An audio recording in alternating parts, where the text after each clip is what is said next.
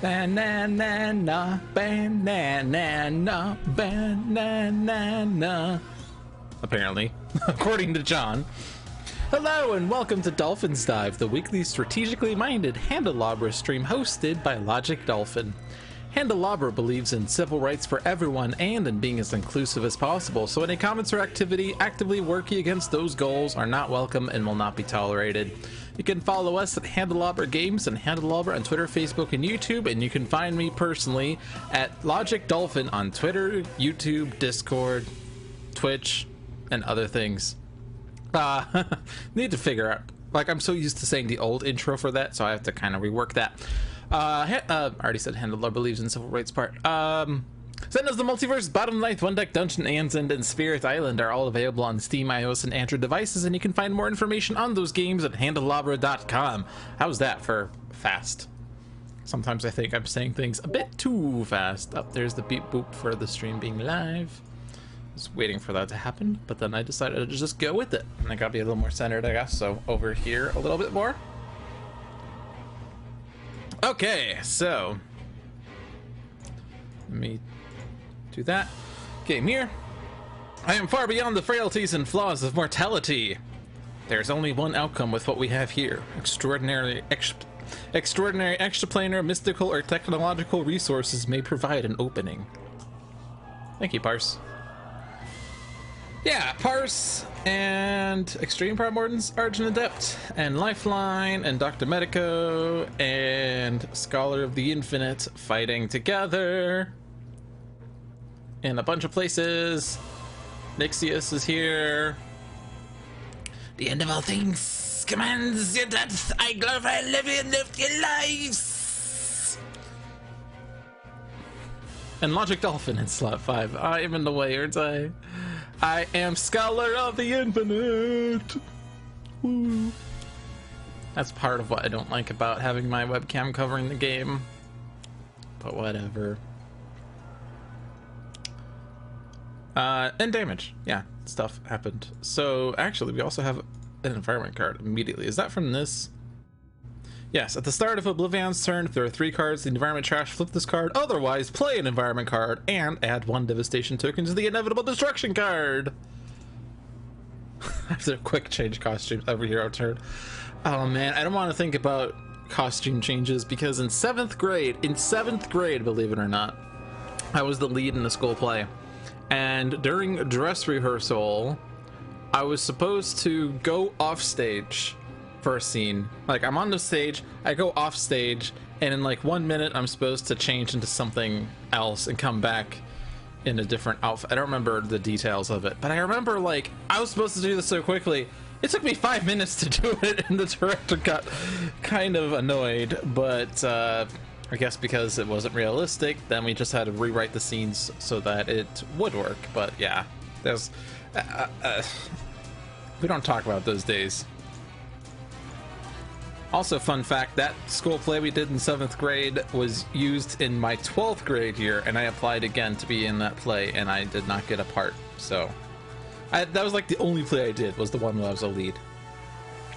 We have potential pratfalls. Whenever a target enters play, prevents all damage dealt by that target until the start of the environment turn. Reduce melee damage by 1. Reduce melee damage by 1. Okay, interesting. So what do we have here? Set aside environments. Time Cataclysm, Merynian Refuge, the Enclave of the Endlings. Oh. My stream died, apparently.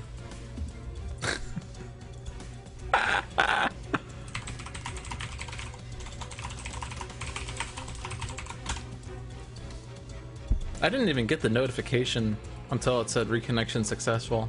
So I told this entire story and no one heard it. I guess the story was that bad. It's a YouTube special. I'll leave it up for Krista. Actually, I need to make a note that I need to do that. I don't have good things to write notes on.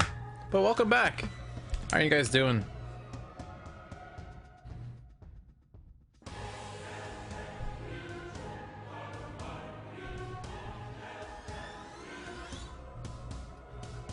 Yeah.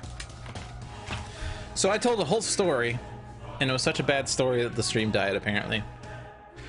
Okay, Time Cataclysm, Merynian, Refuge, Enclave, the Endlings are the set-aside environments. And of course we have this environment here. It's Champion Studios. And then we have Magmaria over here. I hit random, so I have no idea what's going on. And we'll go ahead and do the whole, when a hero gets incapacitated, hit random routine as well. So Ceaseless Ruin requires 3 cards in the environment trash.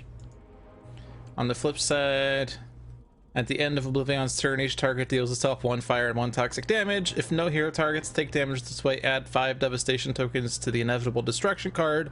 If at least 5 hero targets take damage this way, remove this card from the game. Yeah, it's John's shield. And it's kind of weird because if the countdown goes to 0 and we move on to stage 2 or page 2 or whatever, this is like a shield we don't really need to worry too much about, other than the self-damage part or adding devastation tokens part. But maybe it's advantageous. Maybe we get an early OblivAeon shard and we want those devastation tokens. You never know. Okay, so what was going on here? Reduce melee and prevent damage dealt by targets entering play. Whenever a target enters play. So now is the time to get the objectives that require us to destroy a target because they can't deal damage. Okay, so OblivAeon deals each target in the game 2 melee and 2 sonic damage in both battle zones with destroy 2 environment cards. All right, well, potential pulse is not happening anymore. Chat is not on screen. Oh, that happens whenever the stream dies. I will fix that. It's one of those annoying things that always happens occasionally. Always happens occasionally, yeah. No, I gotta do this. And it should be good again.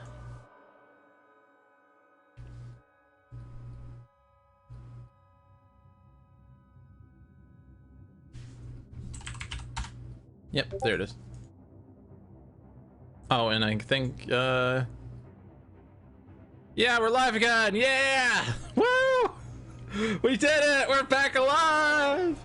Okay. Let's play some Sentinels. Deal each target in the game 2 and 2, and this is actually a lot of damage that's happening because increased damage by 5. Order doesn't seem to matter though. Ooh, Nemesis.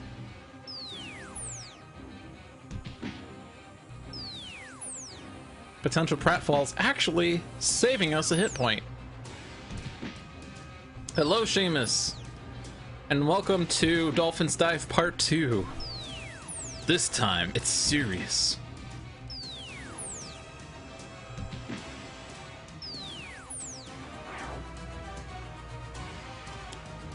Yeah, so much for potential pratfalls.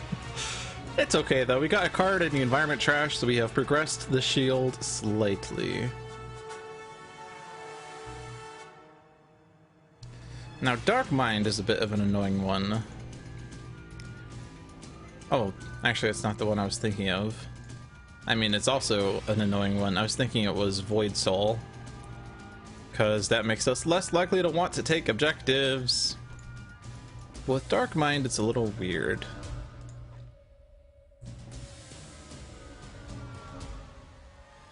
When this card is destroyed, put any cards under this card into play in their play areas, then remove this card from the game.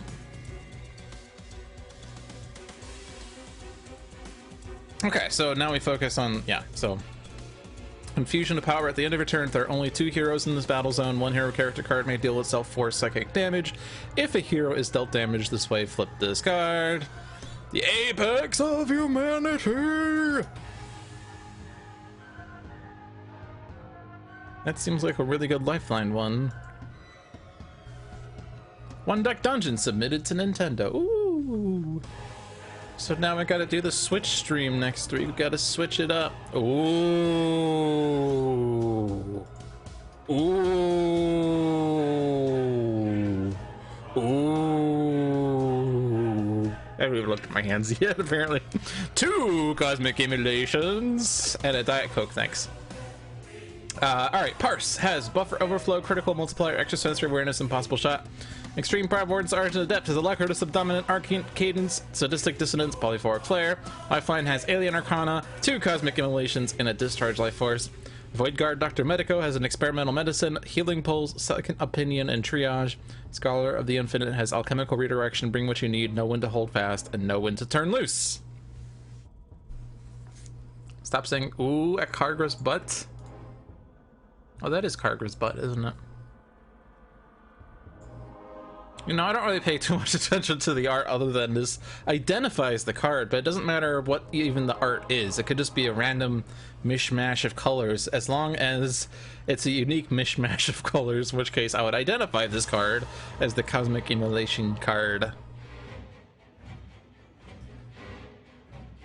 Yeah, so the thing about Infusion of Power, though, it's very easy to get this set up, but getting it right now is going to require me to either wait around on Parse or skip an objective and have either Argent, Adept, or Lifeline take it.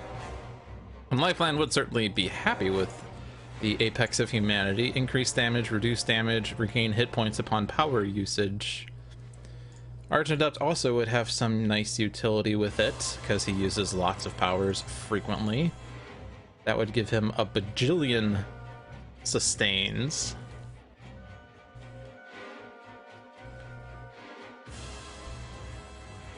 This would be less good on Dr. Medico if he has Experimental Medicine in play, because damage dealt by Dr. Medico is irreducible and cannot be increased. But he would still get the damage reduction part and the HP regen parts, although it's not Radico, so that doesn't seem to happen as much.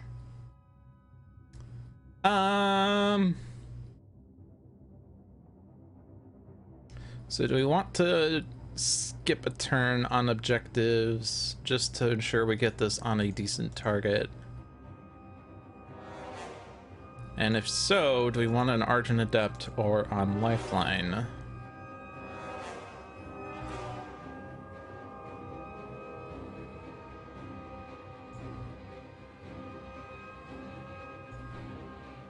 Discharge Life Force is actually going to help us with the shield.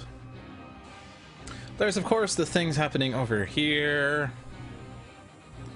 If we can somehow destroy these guys, that'd be nice. Otherwise, it's only a little bit of damage, but if OblivAeon destroys them, it's not good. And there's a lot of damage that can happen here with Dark Mind. Although doing it on Parse's deck would actually be fine, because she has lots of ongoings. I don't know. I mean, definitely you're moving.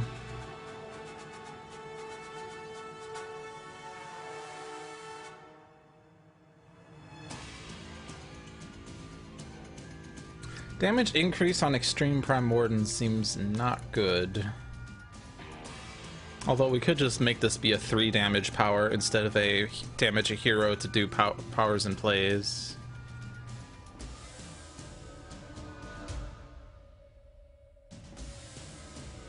So I think we'll do that on Argent Adept.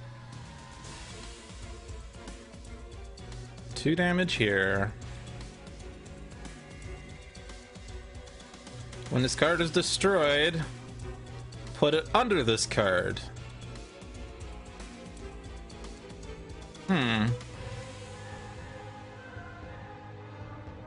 Does this bypass Oblivion's Abyss? No. If this card is discarded, put it into play! But it could skip the Scion card.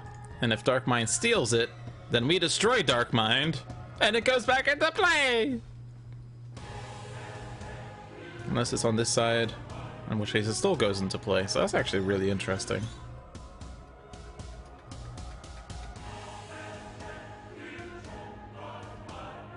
Extra sensory awareness would also give us complete knowledge of the Scion turn,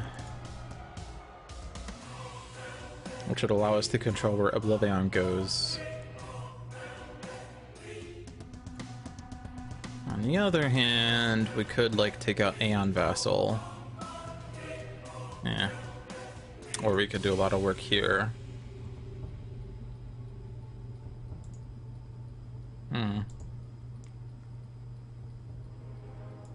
Let's do some mitigation. Terrible burden, certain finality, reality altered.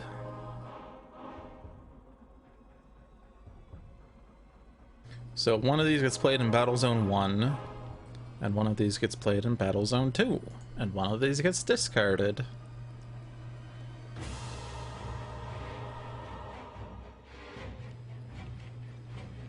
Actually, certain finality actually makes it so there's no Scions in Battle Zone 2, in which case there's no Scion play phase.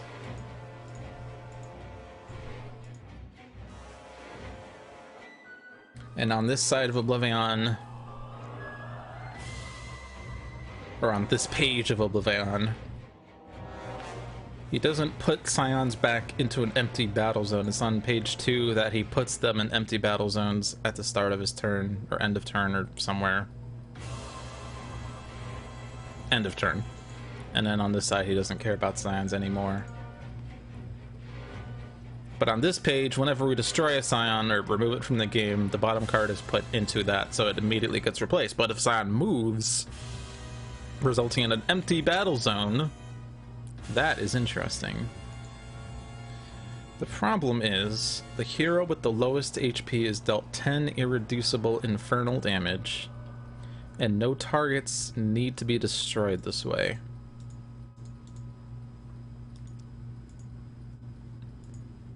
And there's also going to be Nixius who's here. Oh. Actually, Nixius is moving to this battle zone anyway.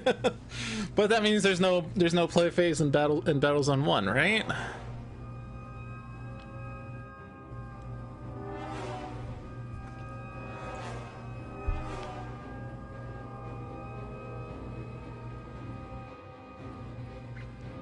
That is a lot of damage there.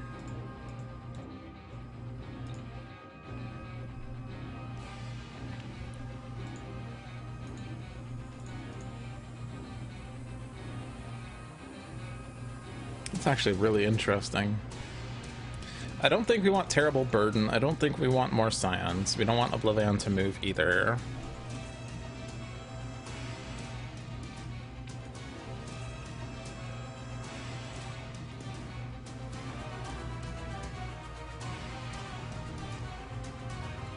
Can we prevent that damage?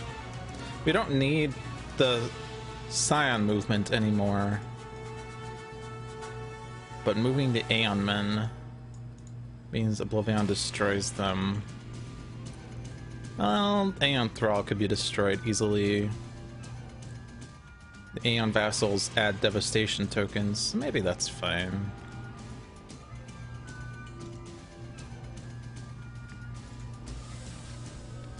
So that's really interesting. I mean, this was always going to happen. Nixius is always going to move battle zones, so Battle Zone 1 is going to be empty, but you also could have set it up so that something else happened, I guess. Okay. So Argent Adept is going to take the objective. Someone's going to be dealt 4 damage.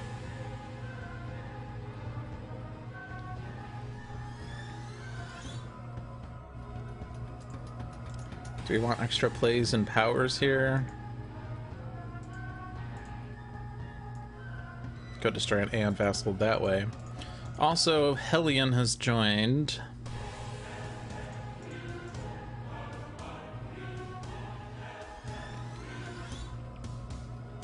I think we just do Arcane Cadence. You have to get... Oh, right. Counterpoint Bulwark. Alright, yeah, that's...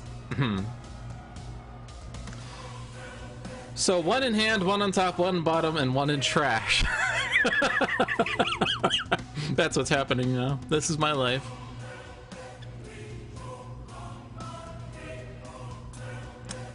Well, this.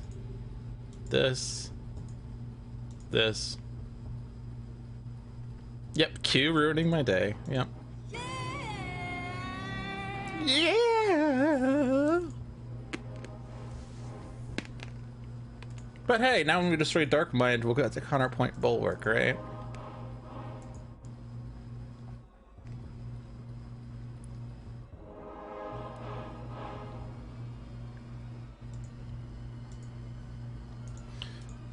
There's a bit of weird. Move a random card from under this card to its trash. If that trash belongs to a hero in this battle zone, this card deals that hero 4 psychic damage.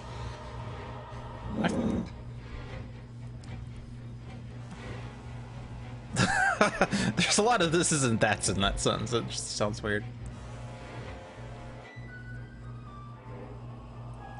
Maybe it was optimal to do that. Put all the cards under Dark Mind, destroy Dark Mind, get all the plays.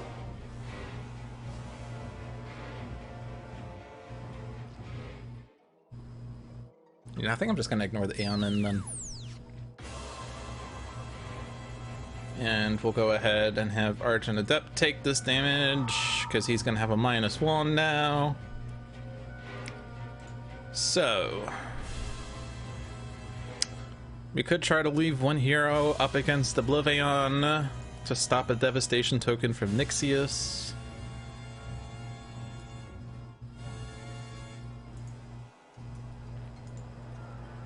Would like to utilize Discharge Life Force to help with the environment situation.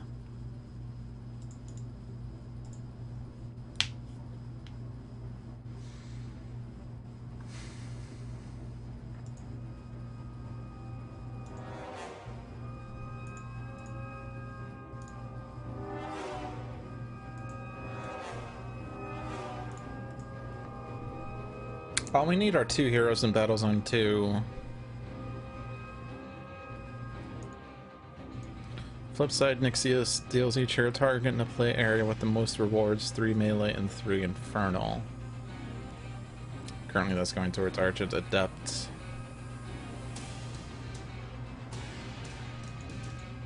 And then Dark Mind potentially deals damage for each card discarded. Discarding any non-ongoing revealed cards, steals the ongoing cards, and deals damage based on the non-ongoing cards. And that could also potentially destroy Argent Adepts.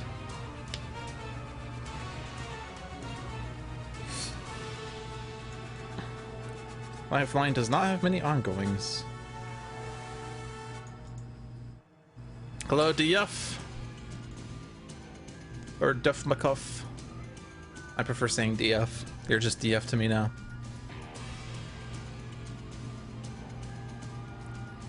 Can't say you've ever seen that happen. She's pretty fragile. What, seeing flip side Dark Mind? Or just Dark Mind doing stuff? I don't know. Oh, this side, when I was reading all this isn't that. This isn't that. This card deals that hero with that card and that trash that amount of damage.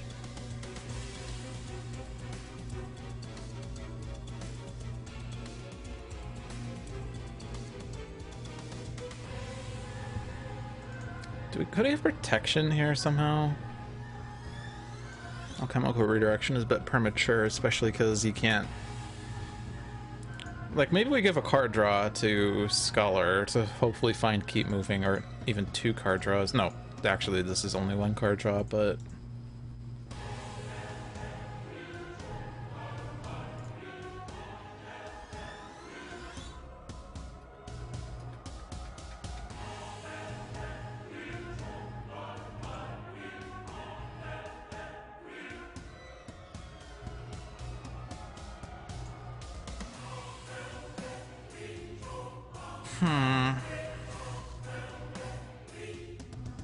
Just trying to figure out the damage that's happening here and how to mitigate it.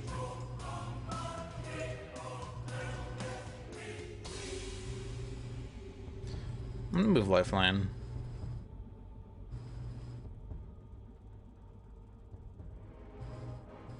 I'll take that. And now we have the Red Menace.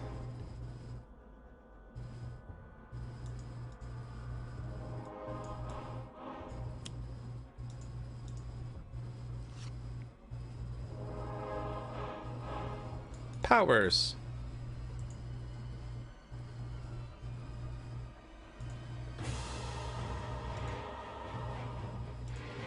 I'm gonna give this to Argent Adept. Vernal Sonata is pretty good.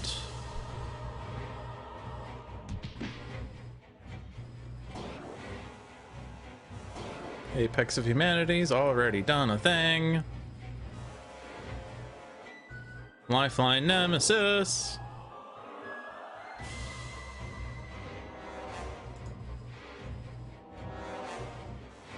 It's like Dark Watch and OblivAeon Nemesis.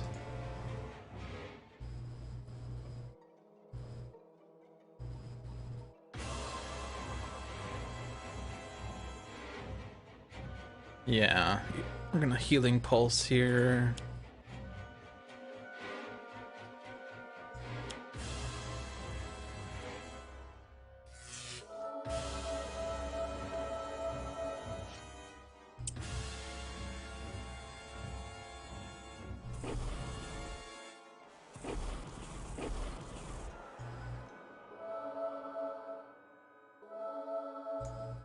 So we just heal back the damage we just got dealt. Alright. Now create contraption. Whenever an equipment card is discarded, add a token. Well, there are 2 heroes with equipment cards. Do I leave Scholar in Battle Zone 1 to prevent a devastation token? Or is it better to move to Battle Zone 2? I'm gonna move the Battle Zone 2. That's where all the fun and games are. Definitely take that, even though it's not necessarily useful for Scholar. At the end of your turn, each player may discard any number of cards, then shuffle any number of hero trash piles into their decks. If at least 12 cards were shuffled into decks this way, flip this card. The Chronoist.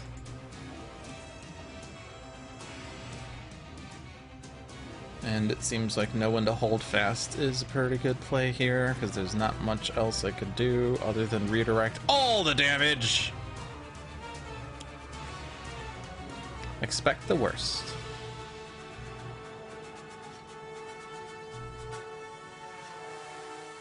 Scholar and Medico, pretty good combo. So we could do some discards. Don't have to, because this is a whenever effect. 6 irreducible damage is pretty good early on. You have no equipments. You have no equipments. Alright, never mind. Just kidding. Champion Studios has decided the zone, which does something, I guess. Nixius has moved to the other battle zone, and there's no Psyop Livehaste.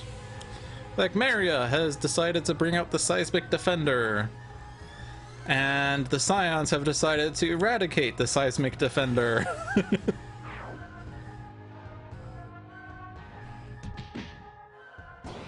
Oh yeah, I guess the Aeon Men aren't doing their end of turn actions because they moved.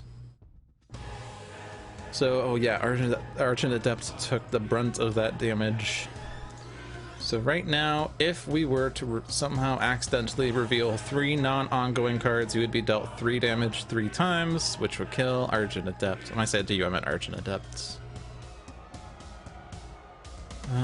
Scholar might be okay for this. I guess it's like, whoever we choose is going to have potentially get ongoings under this card. When we destroy Dark Mind, those cards get put into play. So I guess what hero would benefit a lot from that?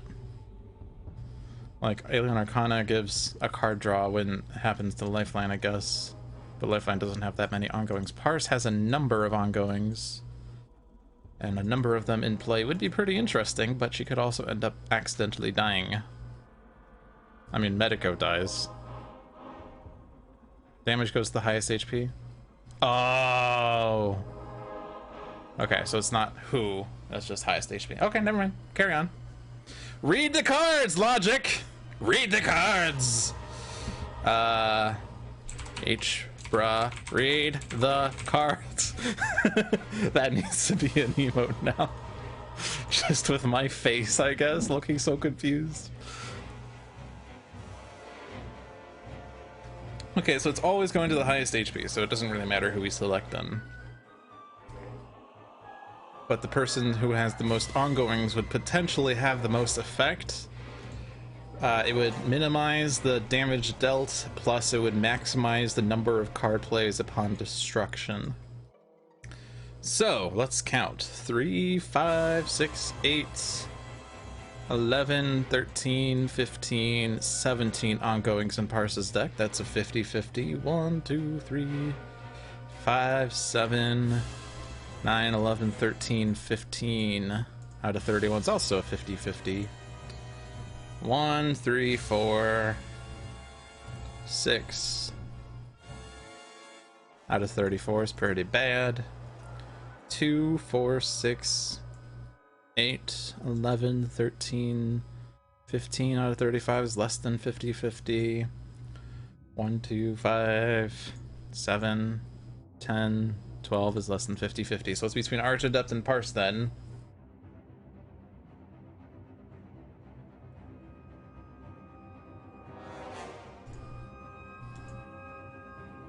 Let's do Argent Adept.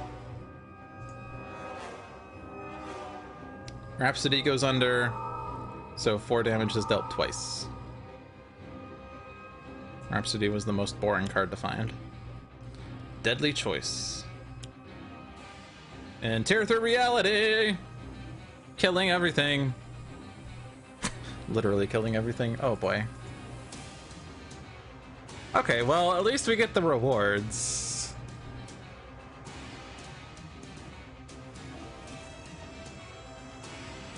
Yeah, no one survives this. No one survives this. No, like literally no one. I guess Nyxia survives this. Oh, that's a tragedy. So we're losing out on... I guess we're Hellion and Red Menace. We're losing Great Contraption. That's not bad. I get my ongoings in play. Yeah! So we end up with Counterpoint Bulwark and Rhapsody of Vigor. All that decision making, and it was ultimately useless.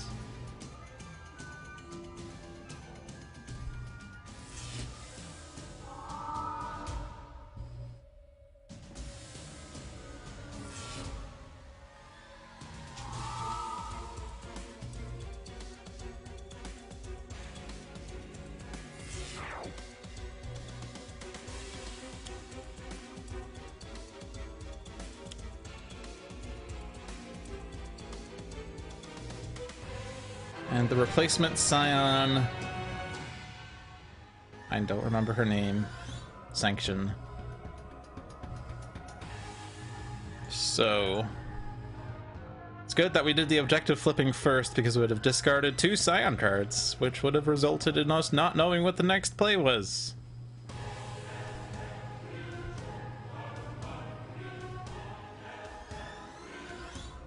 But Sanction is not going to be dealt 16 damage. Interestingly, the Aeon men survive. No, yeah, the Aeon men survive. Actually, if I had left a hero in Battle Zone 1, they would have survived this, because it's not each target in the game. Oops. Turns out that was a bad decision. So what happens with Nyxia's destruction? You were dealt damage, so you got a devastation token. When this card is destroyed, flip an objective in each hero play area, then remove this card from the game. So basically, we should try to kill this on Hero 5, I think. Get objectives on everyone, don't bother about completing them, kill them on Hero 5. And we get 5 free objectives. So we're not reclaiming our rewards this turn, is what's happening. Okay, order matter. Parse barely dies. Almost survived. Cosmic Immolation never happened, unfortunately. All my excitement there for not. But again, if I had left someone in Battle Zone 1, they would have survived this. So I kind of got a bit greedy here.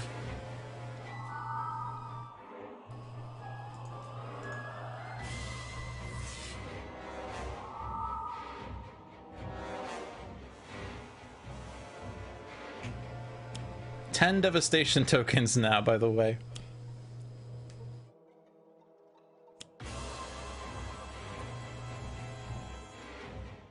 $11 devastation tokens, by the way. So this is random. We're just gonna do pure random here. So we have Setting Sun Raw. As all suns I shall burn out, but my sacrifice something. I don't think there's a reason to move battle zones here. So what's happening here? Zorm. The first time a conflict is discarded each turn, discard deals the hero target with the highest HP 2 projectile damage. At the end of the environment turn, discard deals the hero target with the highest HP 4 melee damage. Okay. And Deadly Choice. The start of each hero turn, that hero may deal themselves 1 psychic damage. Discard the top card of their deck. If a one-shot is discarded this way, destroy this card. At the start of the environment turn, deal each target 5 fire damage and 5 projectile damage. So what you're saying is I don't have to worry about the Aeon Men this turn. Aeon Men go bye-bye. Okay. Yeah, you stay here. Hey, Parse is back.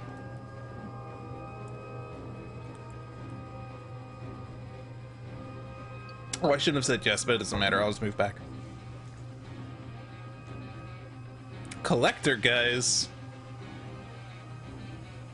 Destroy reality, but that's where I keep my favorite stuff. Gotta pace myself. Can't be everywhere at once. Unity, I need you to surprise us with us. I have a bring up to 200 minutes. That's how I feel like every time I try to read these. Maybe. But you'll have to go through me first.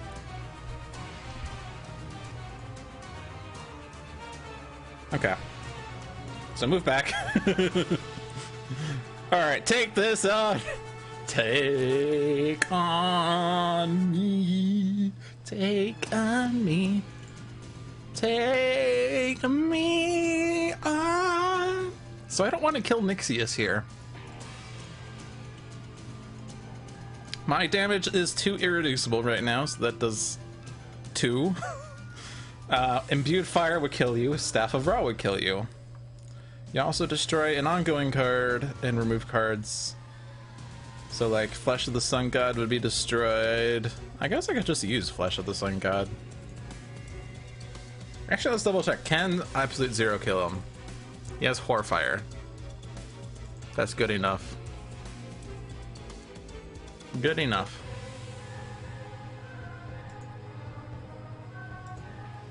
Yeah, so what cards do we have? Excavation, Flesh of the Sun God, Imbued Fire, Staff of Ra.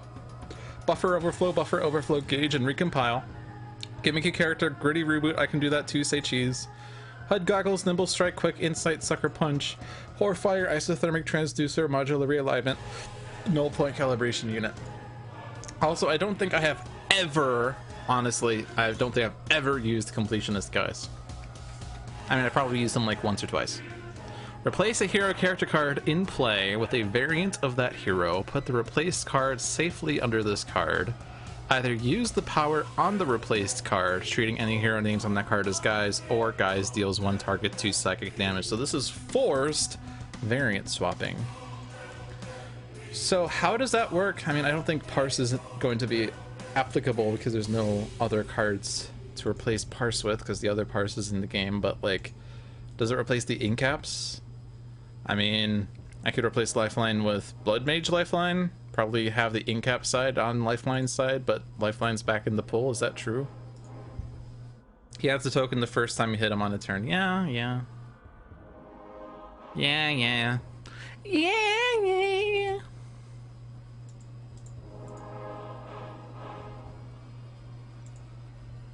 So is there someone I would rather replace here, I guess? Setting Sun Ra is pretty good. Fugue State Parse, it has to stay. Do I replace Completionist guys?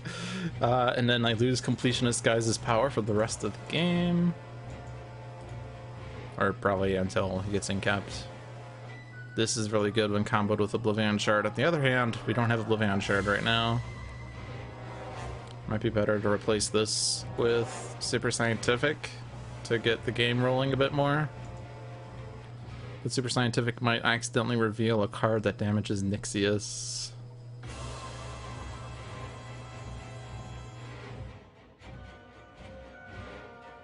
We could replace Termination with Elemental Wrath.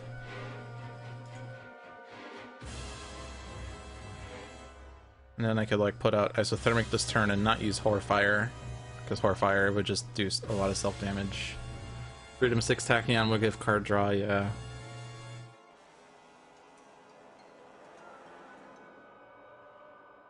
I mean, we're basically gonna leave all the heroes here. Maybe not. There could be an argument to be made about moving everyone to Battle Zone 1 because there will be 3 cards in the trash at some point. Also an argument to be made that he's going to destroy an environment soon. He's at 11, I'm gonna damage him, which will put him at 12. Actually, yeah, the environment's destroyed because I need 2 turns to do this. Unless I replace Absolute Zero with Elemental Wrath and I use Horfire and Elemental Wrath. It's only the first time you're dealt damage that you add a token, so I could spare an environment destruction this turn. Yeah.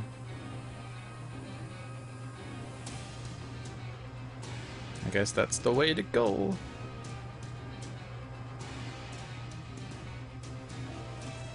In which case, just do Flesh of the Sun God to make us immune to fire damage at least, or draw 2. Being immune to fire damage would be bad for Absolute Zero normally, but he would then take 1 less damage on Horfire. Or Imbued Fire and Freedom 6 Absolute Zero. That also works, you're right. Okay, I'll do that. That sounds a lot better than doing self-damage. I can't use a power here though. But that's fine. Skip, because... Skip. I guess it's 2 different actions there. Discard and then shuffle. But we're not doing anything with these objectives, we're just taking them on. Stay here, take on. We are discarding a lot of Scion cards. So, again, I don't want to accidentally play a card that does something.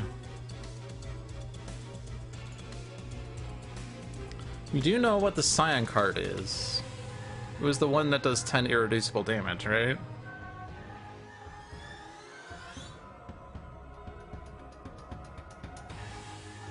Where is it actually?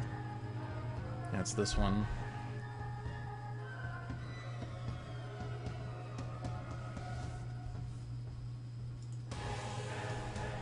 But the problem is I can only move it. I can't really fix it.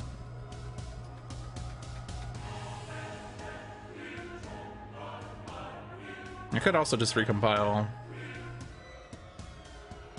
One other player may play the bottom of their deck.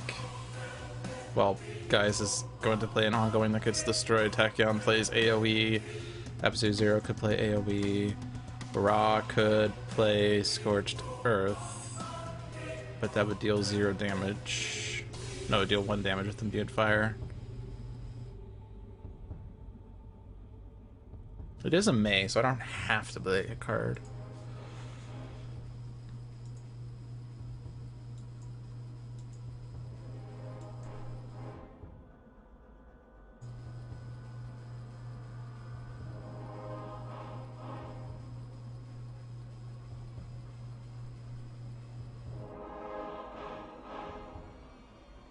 Yeah, I'm just gonna recompile. I'm getting tokens. I'm getting tokens. I don't need the tokens. I don't care what this objective is. We're just putting it. I might retcon Imbued Fire. Yeah, and that'd be bad. In which case, I just don't play a bottom card then. So, are these safe?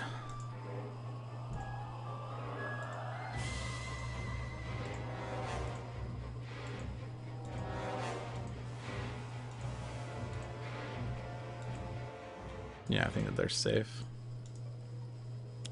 Snap decision. Beautiful. Snap decision now makes no processing. Awesome. But I cannot take a risk here.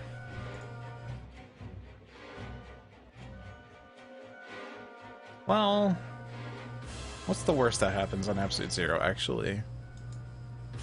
Cold Snap does damage on his turn, that's fine.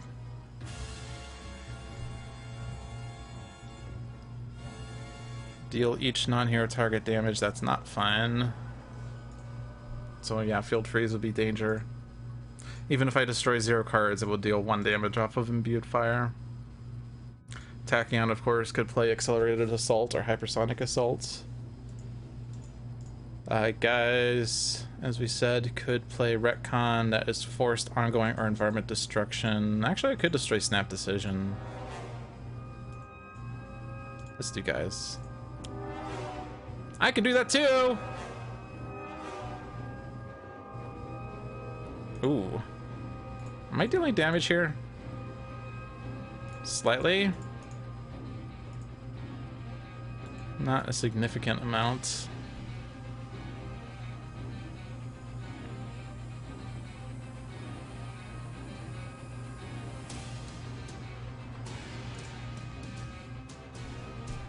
I just want to make, I wanted to make sure, well, I do damage with my fire, right?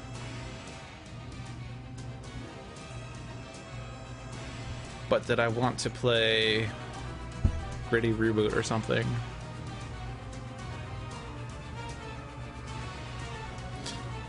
I guess it makes sense. This is like until the end of Guys' turn, which is like literally the next turn, so it doesn't matter.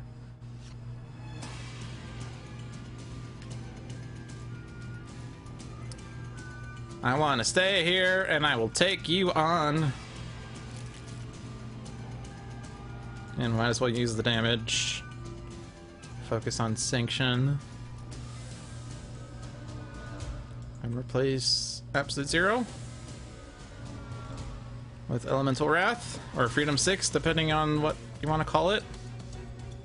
And I could then use Termination Absolute Zero again. No.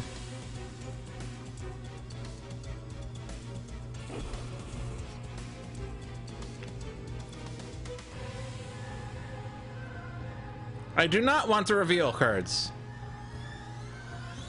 Twitch does not love that white flash. Did Twitch just goof? I don't know what happened. Alright, so... Yep, and that's a safe one. Try to make sure I don't like take something that will accidentally destroy me. I will take on Hope for the Dawn. HUD Goggles. Nimble Strike. Keep Quick Insight for next turn.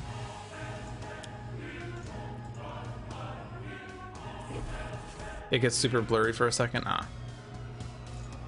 And then Kapow! I will hold on to that for a second. Save some number of bursts. I don't need to return this to hand for any reason. Stay here, take on Digital Age. And now you die.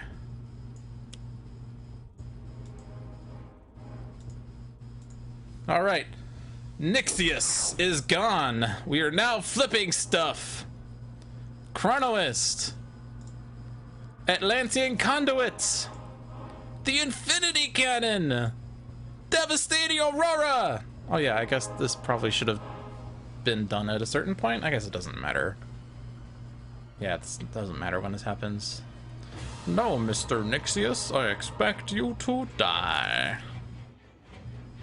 And Digital Age. I guess it doesn't matter. Wait. Oh. Oh, right. Oh, right. It doesn't just immediately get played. Flip this card and put it in your hand. Right. Okay. Okay. I was like, oh, Devastating Aurora is happening right now. No, it's not.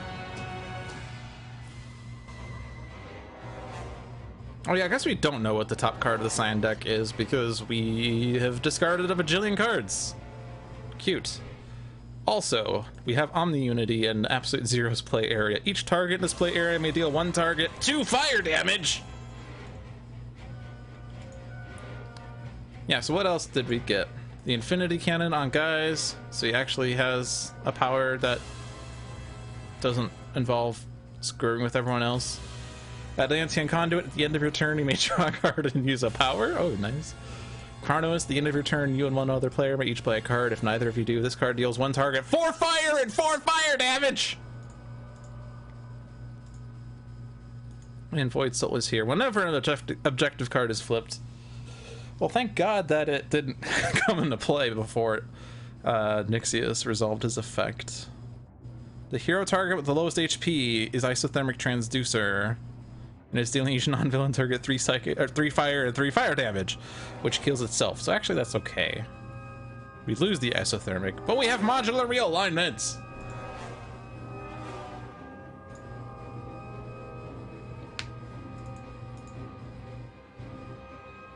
We probably want to deal with him because he flips and does terrible stuff on flipping, and I don't like him.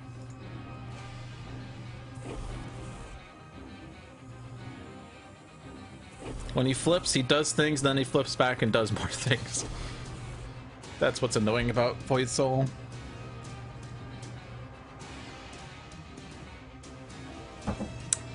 And now the Aeon Men. They failed the deadly choice. Alright, fine, I'll hold down tab. God. That is somehow less exciting when you hold tab down. There are no heroes available on set. No love interest for us tonight. No Scion turn tonight. Crystal Collector. And the random Scion play is move Aeon Men to the other battle zone. Or to this battle zone, I guess. Okay, so there's an Aeon Man, but there's nothing I can do about it. Oh, and I guess it's good that Isothermic Transducer didn't die. We could take out... Oh, you're immune to fire damage? Yeah, so that doesn't do anything. So we just... I could hit Absolute Zero for 3 and 3, so he deals 4 and 4. That's actually very slightly tempting.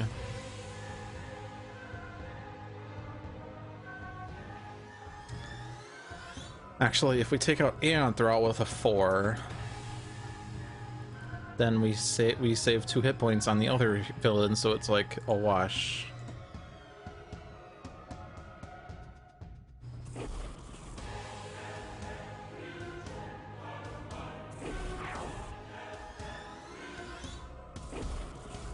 And just keep whittling down Void Soul then. And then take out Isothermic. Isothermic Transducer prevented Isothermic Transducer from dealing damage. Oh yeah, I remembered what that core did. That's the core they put into me to stop the... That's the core they put in me when I was flooding the facility with deadly neurotoxin in order to stop flooding the facility with deadly neurotoxin.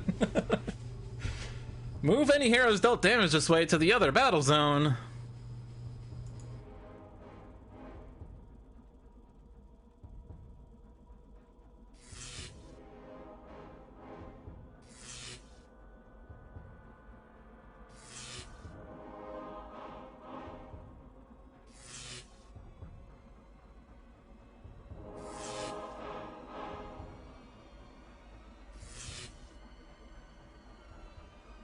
There. We didn't hit our rewards.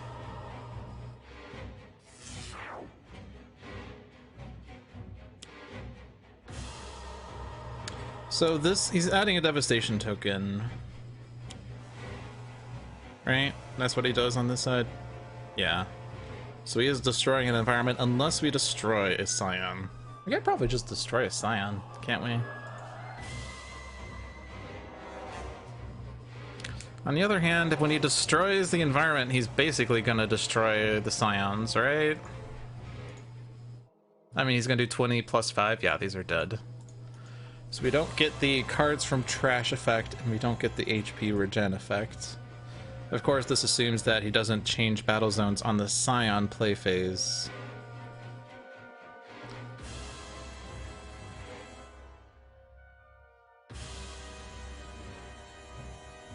Orchestrate the Void is here.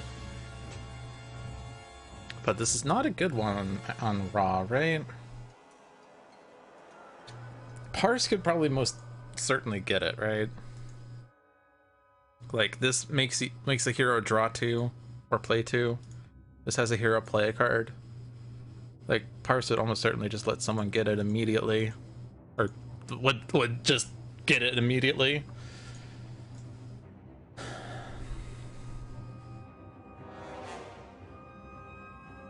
The problem, I guess, is that Ra doesn't have an objective to reclaim.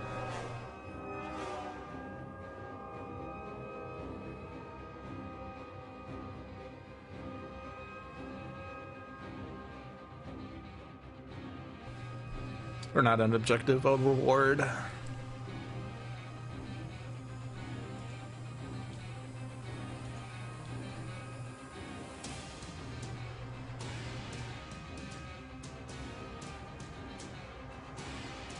This shield's actually interesting. At the start of OblivAeon's turn, flip this card. At the end of OblivAeon's turn, each target deals itself damage.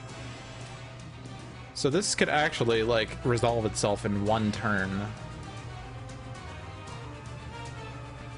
Assuming that heroes survive, which is the hard part.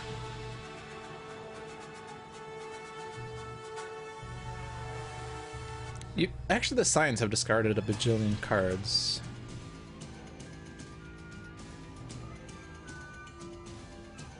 Reality Altered, there's still 2 copies of that, which is stupid.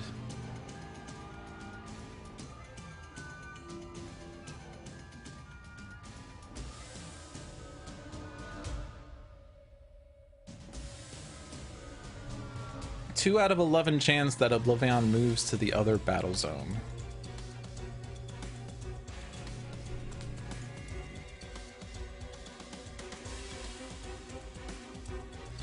And there's one way to ensure that that doesn't happen. We could have Parse stay at Battle Zone 2, or move to Battle Zone 2, use extrasensory awareness to prevent that from happening. It sacrifices Parse. But that would destroy Sanction and Void Soul. Actually, Void Soul Destruction gives 3 hit points to Parse. Does that keep her alive? I don't think it does. Oh, but Parse was the one we wanted to orchestrate the Void on. Can we not?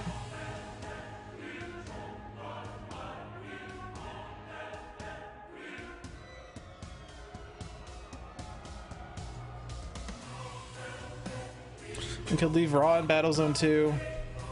Reveal the top card of the villain deck, the Scion deck. And then when it's reality altered, you can't do a damn thing about it. Actually, if it is reality altered, then we leave everyone in Battle Zone 2 and OblivAeon moves to Battle Zone 1, and then it doesn't destroy Scions, but then we don't die either. And actually that does... Actually, it doesn't time at all because this happens after this. No, it happens... Wait, what's the order of operations? This and then this? Like, is it Ceaseless Ruin followed by Inevitable Destruction card? Because currently there are 3 cards in Champion Studios as trash.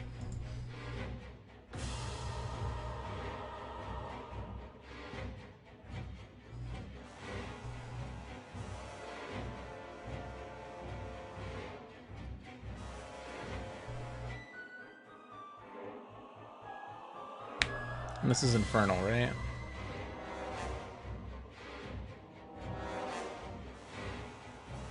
Yeah.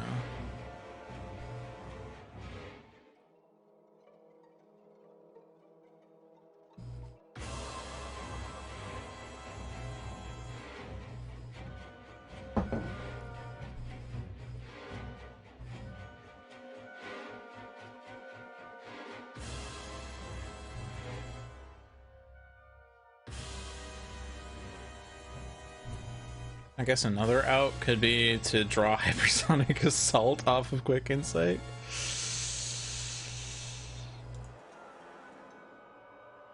So there's 2 options. 3 options? 3-ish options? 2 backup plans and 1 option? I don't know. Option 1, move Ra to Battle Zone 2, reveal the top card of the Scion deck, and if it's not reality altered, we sacrifice Ra, which means he goes out in a blaze of glory, I guess. But then we don't have to... Or no, wait, if it's not reality altered, we leave... Yeah, if it's not reality altered, we leave Ra in Battle Zone 2. If it is reality altered, then here's what happens. Either we move everyone to Battle Zone 2 and then let the Scions move OblivAeon to Battle Zone 1, and that's that. Or we move Parse to Battle Zone 2 and use extrasensory awareness to leave OblivAeon in Battle Zone 2, and we sacrifice Raw and Parse, and that seems even worse. Or we hope that Quick Insight draws Hypersonic Assault so that OblivAeon cannot deal damage, although he's immune to damage, so that doesn't work. That's a worse plan because it doesn't work. Or guy somehow gets Total Beefcake, which requires him to draw Total Beefcake.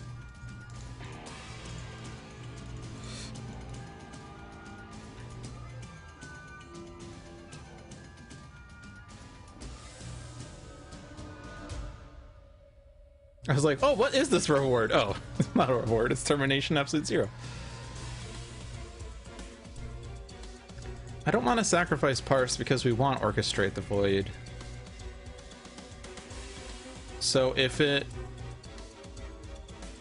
The worst is that Reality Altered is on top, in which case we don't lose Sanction and Void Soul.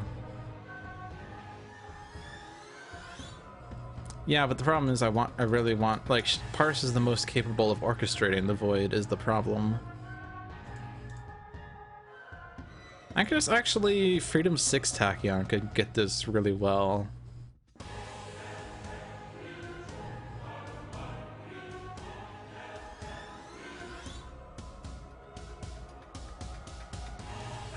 In which case, send over Parse, use extrasensory awareness, and then we lose Atlantean Conduit, but there's no other objective here. Yeah, you don't have Fleet of Foot, so that isn't there. But we could regain Seraph on Guys' turn. Scions are in Battle Zone 2, so there's nothing to do in Battle Zone 1 except to deal with Aeon Men, I guess. I guess when I said there were two options, option 1 is move Raw, if it is this, if not that. Option 2 is we just rely on the 9 out of 11 chance that we don't get Reality Altered.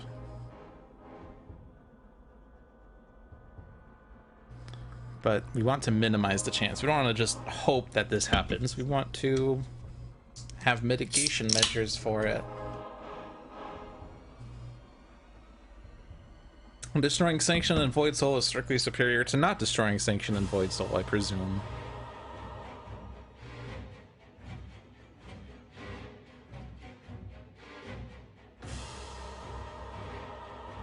I mean, Void Soul needs to go. Sanction is a bit meh. Oh, jeez. I want to keep the Imbued Fire, right? Okay, so let's just sacrifice Parse then.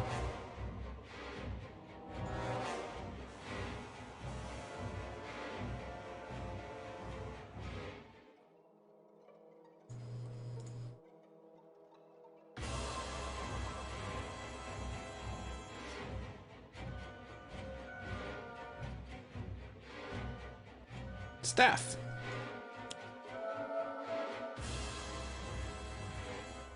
And I think these Aeon Men are just basically going away with the damage that's happening. So I'm just not gonna do this part still.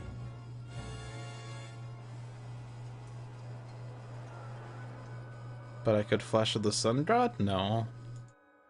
Yes? No?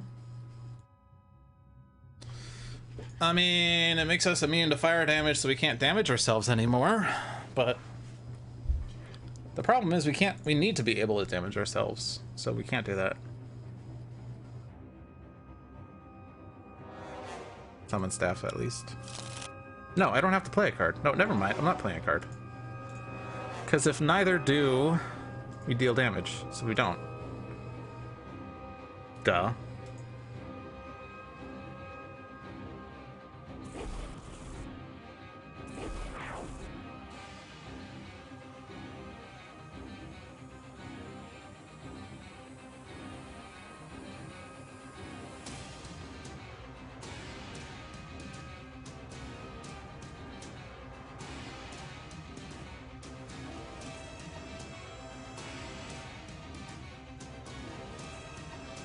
If I start a turn play, this doesn't save Parse, does it? I doubt it does, but let's just entertain this thought for a moment.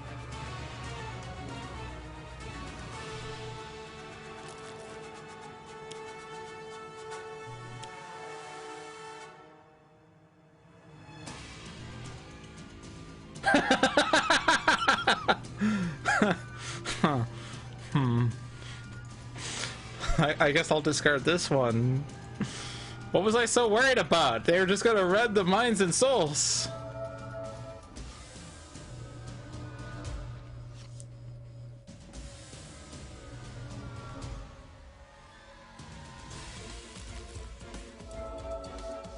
I got 2 hit points out of that.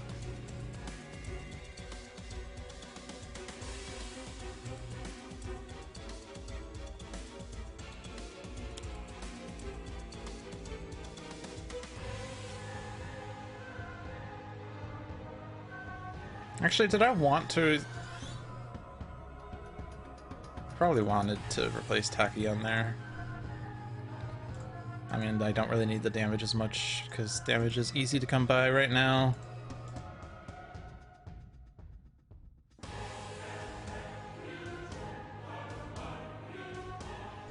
Like, you're dealing 3 damage each. 3 damage to multiple targets. And you're dealing 2 damage to multiple targets. I guess we'll use the power! Oh, I guess it's... Eh. I was thinking this was Freedom 6 Tachyon. So I'm actually doing less damage. Whatever! Whatever! It's fine.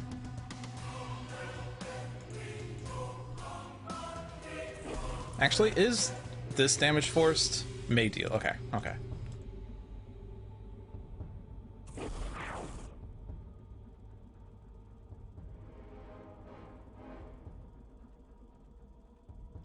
I think we're gonna have to destroy Imbued Fire, which is actually... we could destroy it with Blaze of Glory.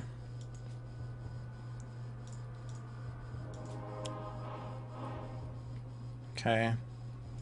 So now we have Demand of the Gods, I guess. I guess.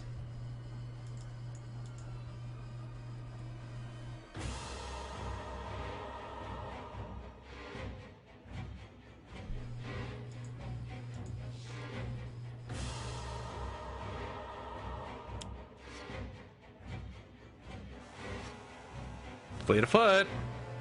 We did it. We did it, everyone.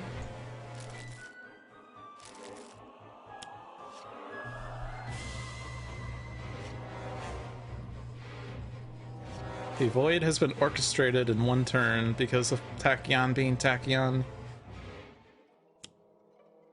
Synaptic Interruption would actually be ridiculous to save whoever's in Battle Zone 2.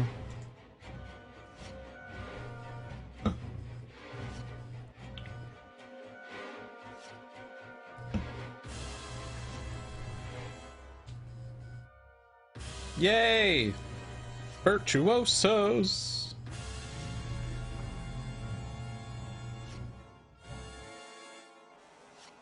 And what is this? End of turn everyone draws? I don't even know what's happening. At the end of your turn, each player may draw a card. Okay, so we just, like, everyone just drew 3 cards on Tachyon's turn, I guess. Then one player may play a card, then one hero target deals 1 target 2 energy damage forced, then each hero regains 2 hit points. Alright. Well, there's an Aeon Thrall that's just gonna die. Probably just get Absolute Zero set up. He's going to need... he needs that Imbued Fire gone to be the most useful.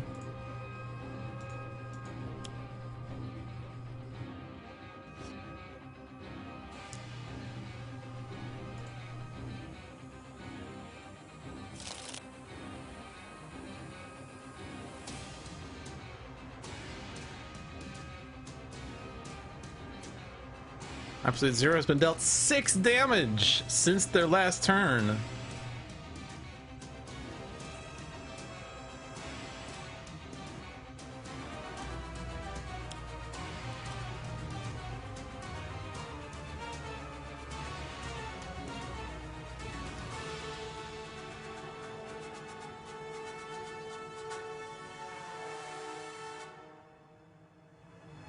Null point calibration unit has destroyed Aeon Thrall.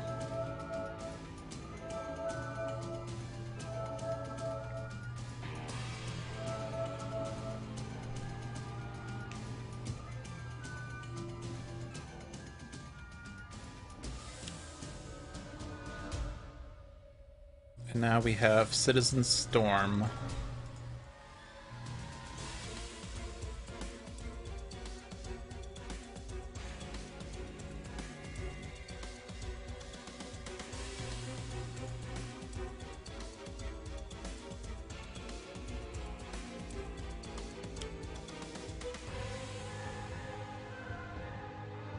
I'll deal 1 non-hero target 2 cold damage. Whoops, nothing happened. And this is a skip. I want to move this to another play area. No. Actually, hold on. Hold on.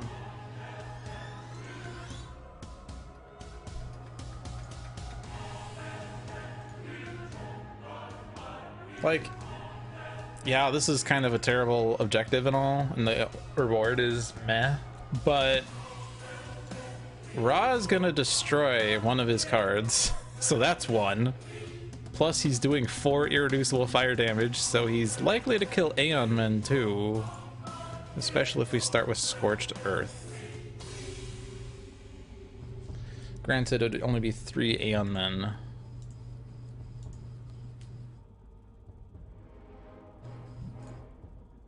Or we throw the Staff of Ra, but that we can't use both of these powers.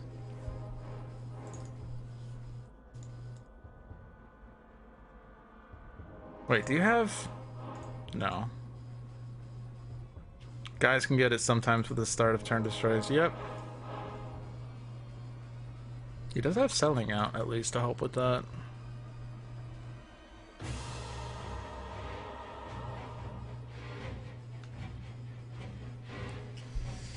It's a bit difficult to get 3 of his cards in play. Well, he can get 3 cards in play with Selling Out, but it's difficult to get more than 3 and they'd be destroyed and stuff.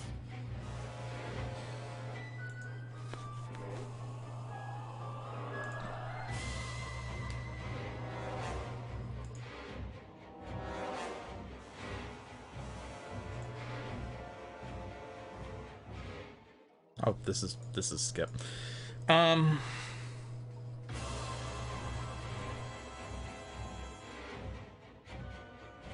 Yeah, we'll just move it. It's Guys is probably the most capable. Oh yeah, Selling Out is also 1, you're right. All melee damage is projectile damage. Big whoop. Liquid hot magma. Well,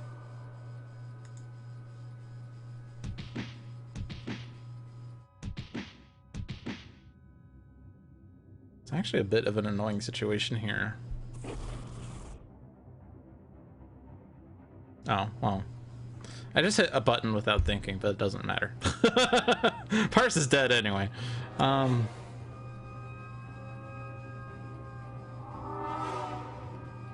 I have to destroy one of my non-character cards. Oh no.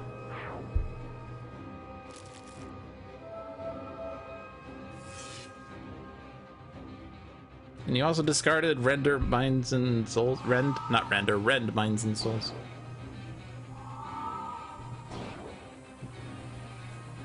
If I had done slightly more damage, then we would have gotten the shield flip.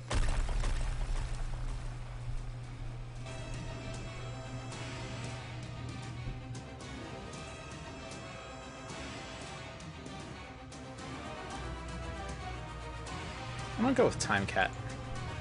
Alright, here's where it's starting to be a bit tricky. We have to...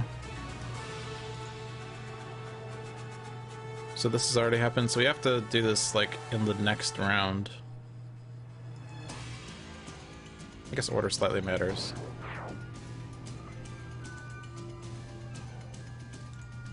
But not at all, because we're dying.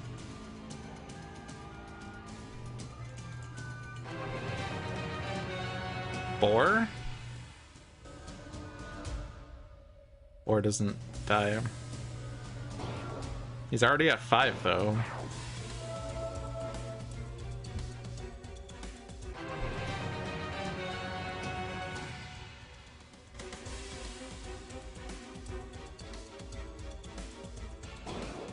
Empyrean's at 5, but he has a flip side. Empyrean has retaliation damage, but it doesn't do enough.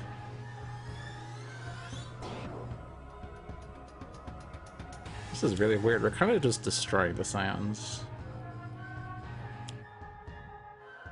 Yeah, so the countdown is at 2. Next turn it counts down to 1. And then he destroys the environment and moves to page 2.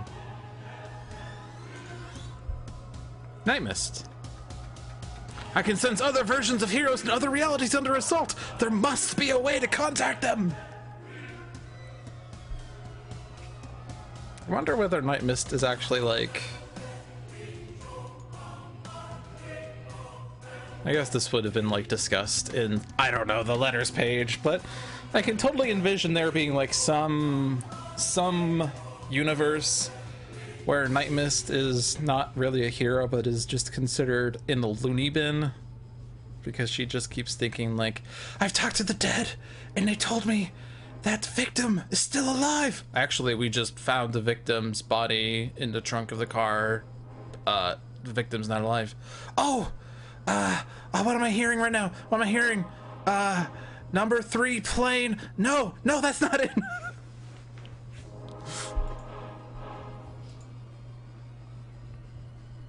Get rid of the shield on turn 1. He didn't flip this though, because there were only 2 cards in environment trash. It was very close because there was a there was the target with 1 HP, but it didn't die. He doesn't get a bonus countdown. Doesn't this happen first at the start of OblivAeon's turn? Move this down, and then this checks. Well, yeah, but like, yeah, this turn, well, the next turn, assuming he doesn't count down, he still has a play that he could do stupid crap with, but he has to move to Battle Zone 1. So now we really need him to be in Battle Zone 1.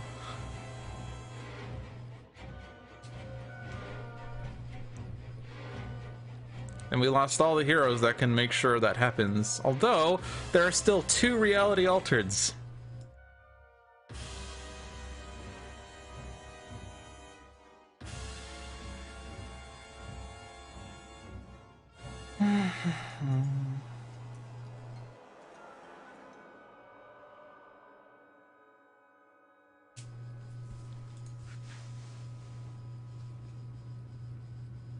So they discarded a Rend. So all the Rends are gone. Yeah, so we don't know what's on top now.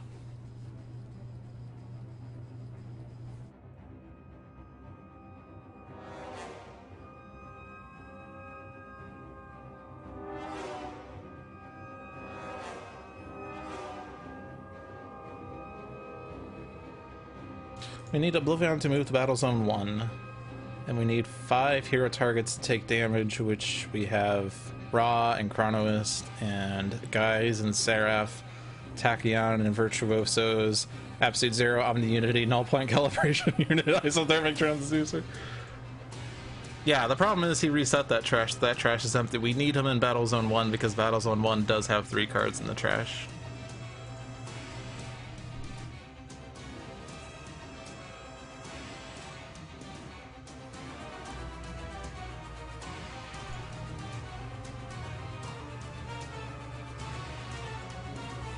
Yeah, so how do we control that? We can reveal the top card of a villain deck.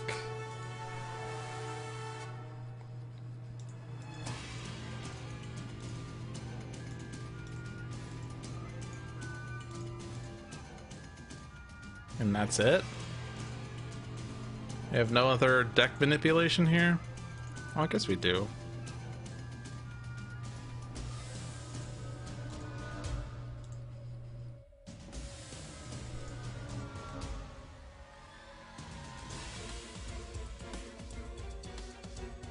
Gonna get extra environment trash with Encaps. That's also a thought.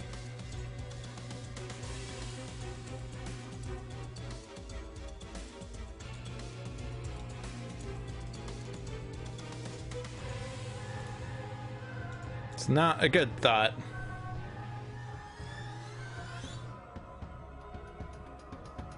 And I can't stop. I can't do anything. Well, I guess Abyss stares back. But it does play a card. Yeah, I can't control OblivAeon's deck at all. Because we run the risk of staring back.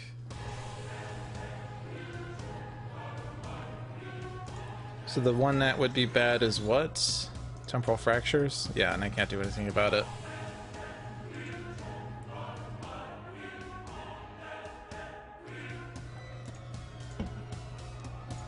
Well, Boar is dying if Raw goes here.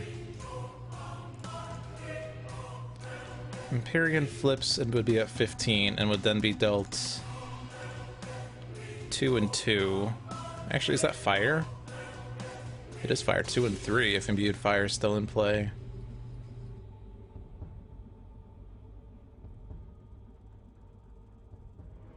So I think we do the same thing we kind of thought about doing last turn but ended up not doing. We move Raw, reveal the top card of the villain deck. If it is temporal, or not temporal, if it is reality altered, we're done. If not, then we move Night Mist. Night Mist uses Astral Premonition. That gets us the top 2 cards of the deck. So one of them will be not Temporal Fractures, but not reality altered. I keep saying the wrong one, but the other one might be. And that's the only other thing we can do. Unless I also have... Oh yeah, I'm that guy. Okay, then I can do it again. Okay, so I have 3 chances at this. Well, Raw doesn't really add a chance. I have 2 chances to fix the deck. So top 3 cards. If any of the top 3 cards are reality altered, we're good. So what what are the chances here then? There are 6 cards that are not reality altered. How many ways could they appear on the top of the deck? Hey, I just did probability in my math class yesterday. Well, that is going to be 6 choose 3 divided by 8 choose 3. So it's a 36% chance that we don't find reality altered in the top 2 cards. Or top 3 cards. Right? That seems 36% for this to fail. Yeah, that's a lot better than 25% chance of it working, so.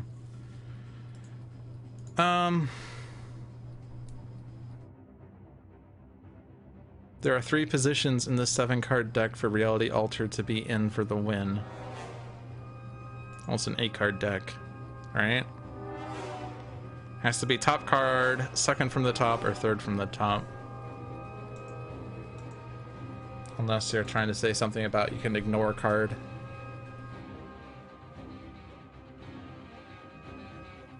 I guess that's 37.5. Yeah, it's just 3 out of 8. What am I talking about? Why did I make this so much harder? That doesn't even round to 37.5, though. I guess I was just making this harder than it needed to be. How about 3 out of 8? Yeah. I think because I was doing something weird. Okay, never mind. I did not do the right math. I'm a math teacher and I did the wrong math. So, moving on. Is there any reason for Night Mist to be in one battle zone over the other? Chronos would let her play a card, right? Yeah, so she should stay in this battle zone. Probability is usually harder than it needed to be, yes. Probability is exceptionally difficult. Like, the one example that makes probability exceptionally difficult is the riddle. I have 2 children. One is a boy born on Tuesday. What is the probability that I have 2 boys? And oddly enough, it is 13 out of 27. And that is the example of why math is hard. So you move. Incap. Reveal. Scion. Reality altered! Good job, everyone! We did it! We did it! I guess Night Mist doesn't want to be in this battle zone because Boar's gonna hit her, but that's probably okay.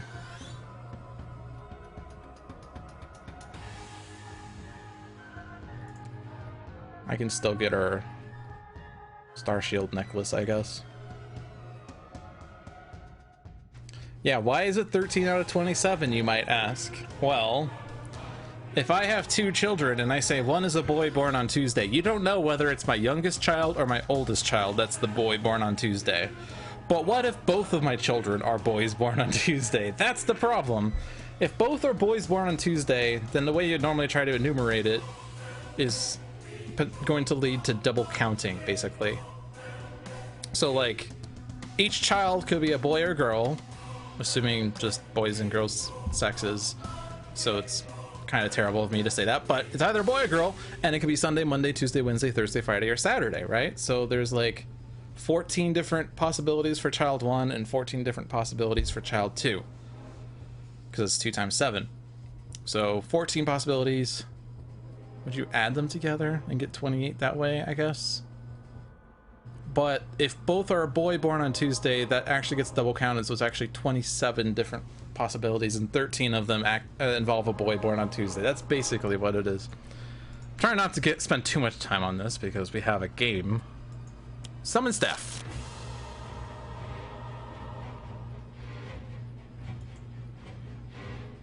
I guess I could do Flesh of the Sun God and save Night Mist from the fire damage on Boar's side.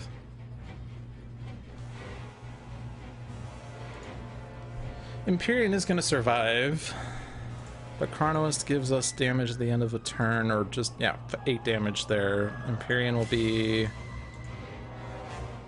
at 10, so Empyrean's almost just gone.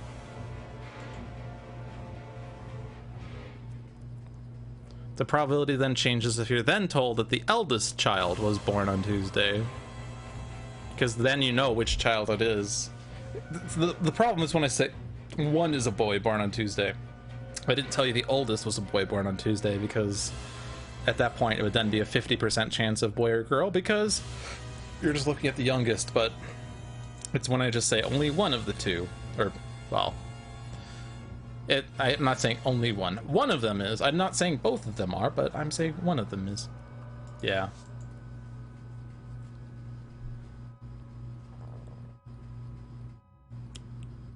I guess I can't really use Flesh to save Night Mist, though.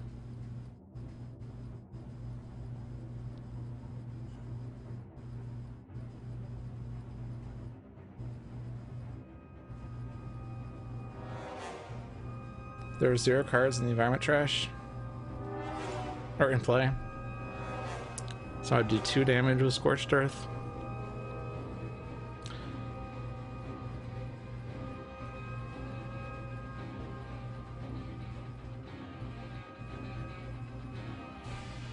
I could actually set it up for Empyrean to be taken out. Yeah, so I think if I don't play Flesh, and Empyrean being taken out gives card draws and powers, which is really interesting. If I do Inferno, 4 damage or 5 damage, whatever.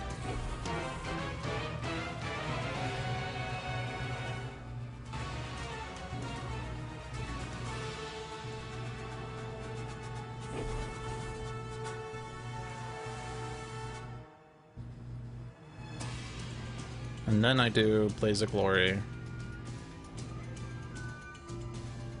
don't know if it matters that I hit Empyrean first, but Empyrean will be dealt 5. You can deal with a spherical cowl of unicorn density, yes. A spherical cowl of unicorn density, no matter what day it was born on.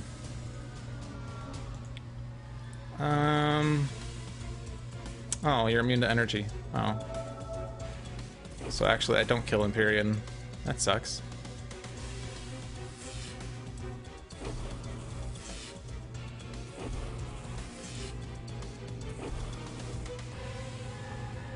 And the replacement Scion is Aeon Master.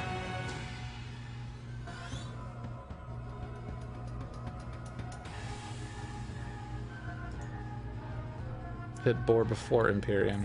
Oh, that would work. That would work. You're right.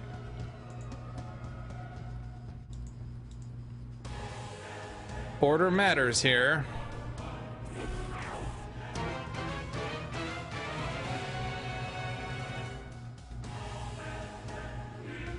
This is why John is better than me.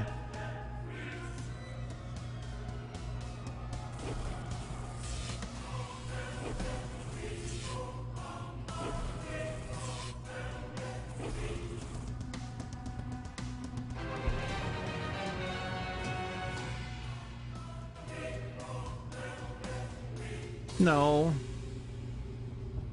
Sorry, I'm thinking about... I'm... It's not as simple as 3 out of 8. I don't think I was thinking about it right, but the problem is it's not just 3 out of 8 because there's not one copy of Reality Altered, there's 2 copies.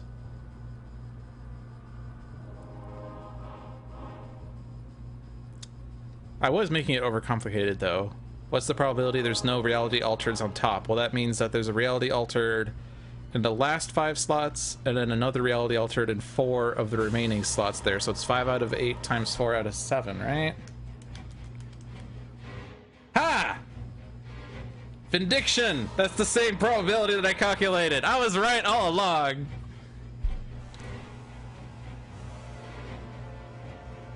It's still 35.7%. So that's still a 65% chance that we find the Reality Altered. Okay. And then this order shouldn't matter, period. Like, yeah, Aeon Locus gets played, but it doesn't matter if I choose the order.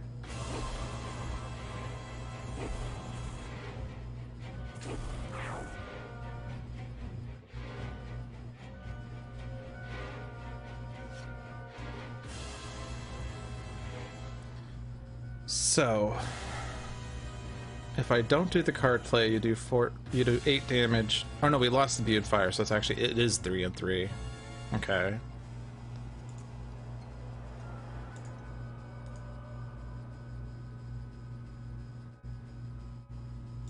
Is there a reason to destroy Empyrean?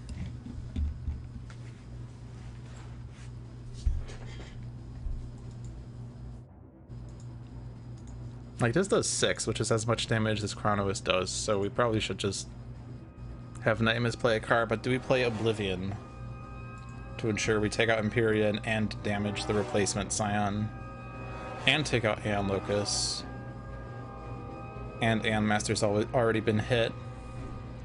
I'm gonna go ahead and say yes. And the only way that Night Mist takes out Empyrean is if she reveals 4 and 4, so we do have to do damage here. But Night Mist is guaranteed to take out Empyrean. 4 and 3. So this is Owl. If we take out Empyrean first...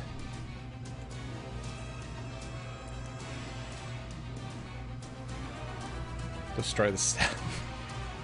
I guess I could then play a staff. Guess we're not seeing the replacement Scion yet, though.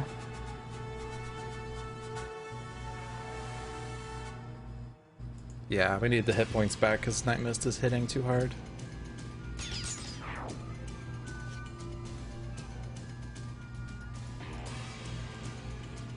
Investigation seems worth still.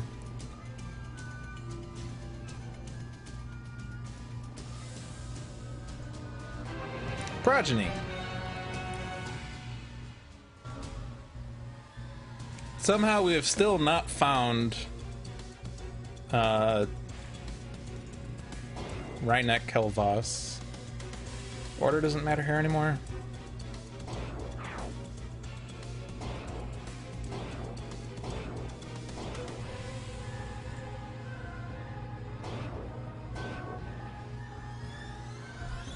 Okay. So now we move to Battle Zone 1 and we should have enough targets, right? You don't have any targets though. I guess it didn't matter because we have 2, 4, 7 plus 1 targets here. And they all need to be able to be dealt 1 fire and 1 toxic, which without imbued fire, even though it got destroyed, but it's also in the wrong battle zone, should be good.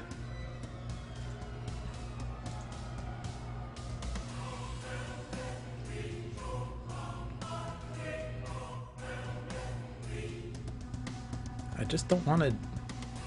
I don't want it. I don't want it. I want the Apex. Apex seems good. Because now I regain a hit point when I hit myself. Well, not every time, but when I use my base power, or any power, I regain a hit point. And when I redirect, I also gain a hit point. Okay.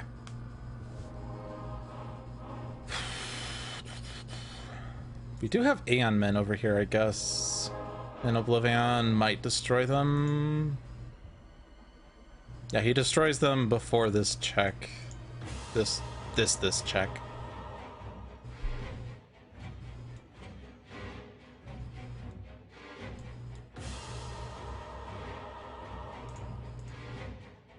I don't know we can destroy them.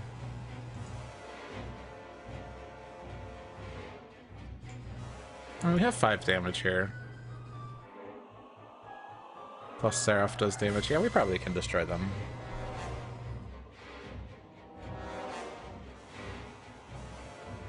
I keep thinking, oh, what rewards do you have under here? I have the Freedom 5 Tachyon reward.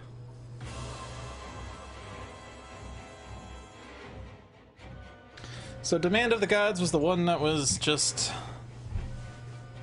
most likely to happen because we can sell out for it. It's not super important we get it, but I also don't really care for Citizen Storm. I could shuffle because Citizen Storm is just always going to be there unless you get rid of them. Devastating Aurora gets rid of the Aeon men. Huh. Huh. Huh. Also, we have damage here. Yeah, we can get rid of the Aeon men. Now we run the problem of, oh, actually, Devastating Aurora takes care of it, except the destruction happens first. Yeah, so that doesn't work. It would be very tempting to just move all the Aeon men down to 6 hit points. Or to 1 hit point, or 2 hit points, whatever, it doesn't matter. So yeah, Infinity Cannon plus Devastating Aurora takes out all the Aeon men. And then Absolute Zero is sad, because he still doesn't have anything to do.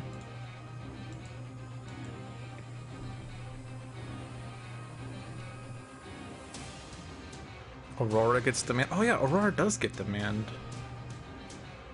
5 cards would be destroyed. So we don't swap. We can shuffle then. Enraged Terrorbird.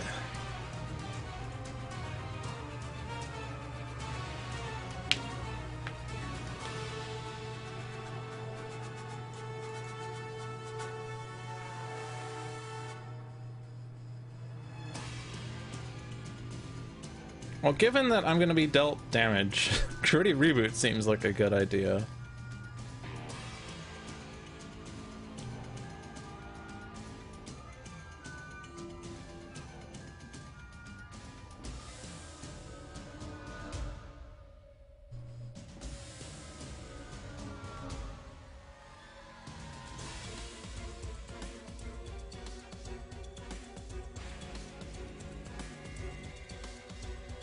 I don't need the best card ever. I mean, that basically is card draw and hit points.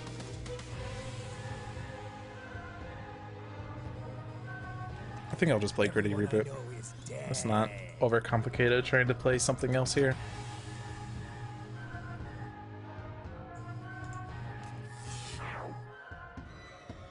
Except that killed you. Because you were reduced to 2 damage! Or 2 hit points! You were reduced to 2 hit points! I mean, we could just start pushing the limits, I guess.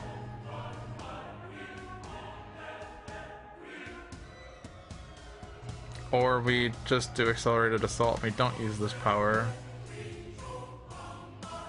Swap Tachyon.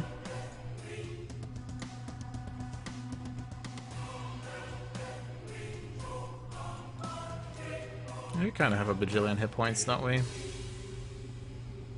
It's not really a version of Tachyon I want yet, though.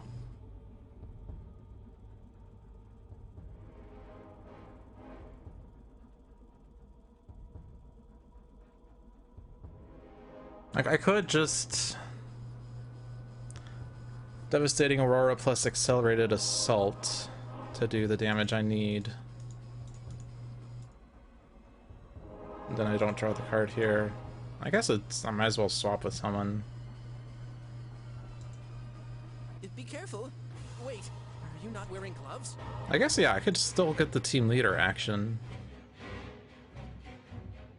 I don't want super scientific, though.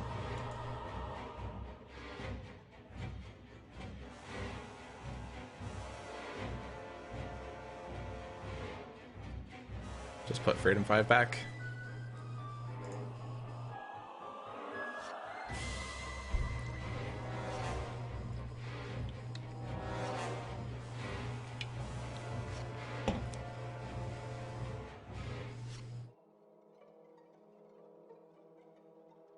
Oh, actually, I don't need to do Accelerated Assault at all. But not that one. That was wrong. That one was wrong.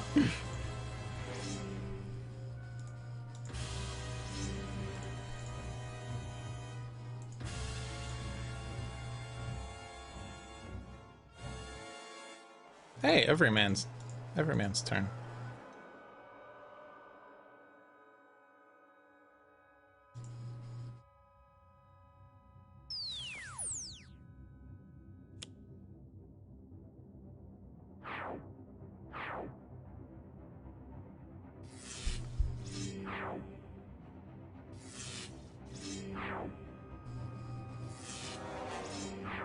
You don't always need the demand of the gods, but then you have it. I guess you don't always need the magic of the Ennead, but then you have it. Put this card under the top card of a hero deck. Actually, if we put it on guys, he'll draw it.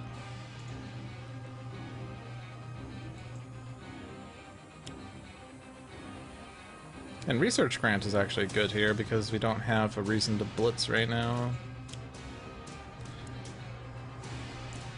One of the nice things about Freedom 5 Tachyon is it lets Research Grant be a usable power.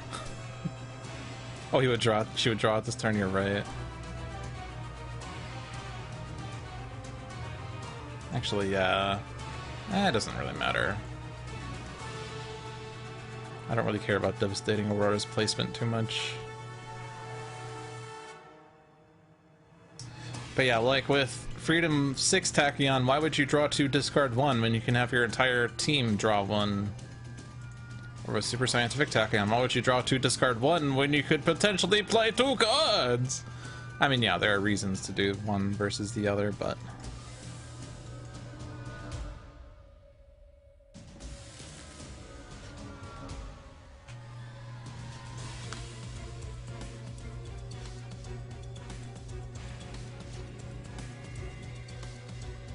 Oh yeah, Virtuosos is here as well. In case we needed something more.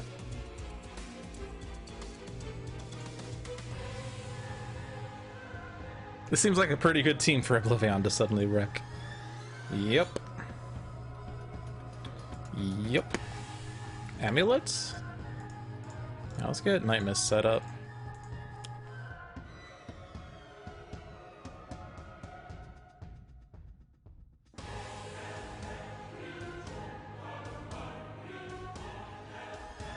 One hero target deals one target 2 energy damage forcibly. Well, that's rude. That's rude. Nimist has a -1. Or we hit every man. Or... And bear with me on this, guys!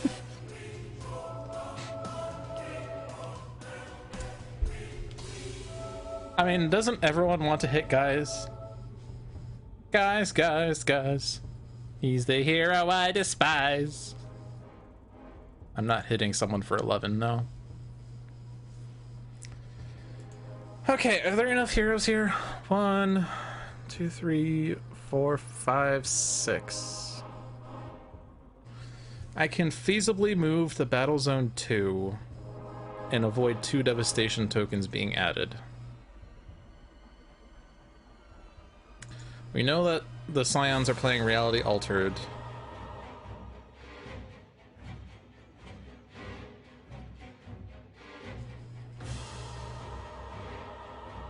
Aeon Master plays the top card of the Aeon Met deck. Progeny deals each hero target with the most rewards, damage based on tokens on this card.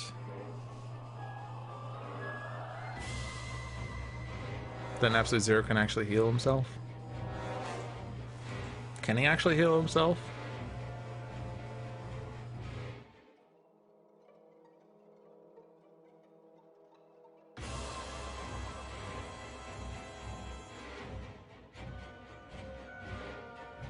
We kind of have a problem here.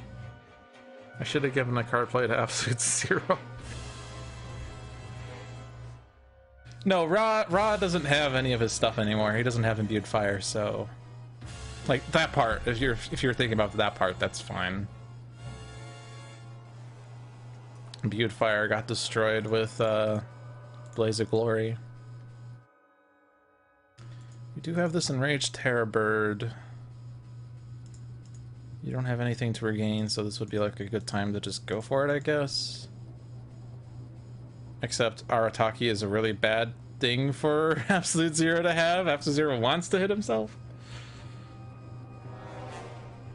So I guess he's not doing that.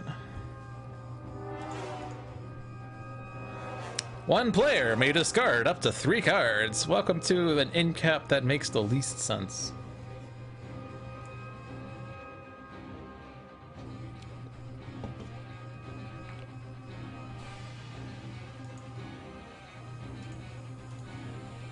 Does someone else have an outstanding objective? No. We could take our talk, or we could take the Enraged Terror Bird and then trade with a hero later, but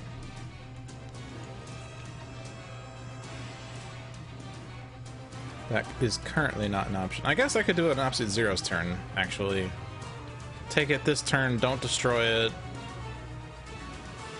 And then on Absolute Zero's next turn, trade for another objective and give it to a hero that would like to redirect damage. Maybe Night Mist.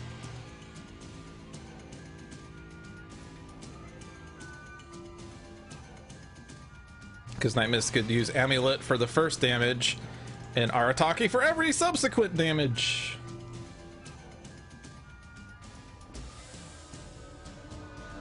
It is kind of annoying. I guess I could use modular realignment to put Isothermic in play. Take a fire, do damage if I want, take or heal the cold, and then do 2 damage. And then this does 1 damage 4 times. Absolute Zero has only 1 reward. Ra has only 1 reward.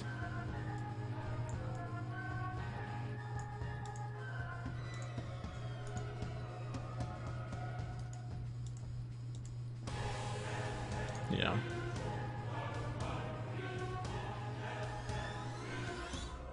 Nemesis versus Progeny. Oh yeah, it is Absolute Zero Nemesis, isn't it? I guess I'm not regaining hit points if I'm taking a Rage Terror Bird. That's fine. And Progeny has been hit, so we can hit him again if we want.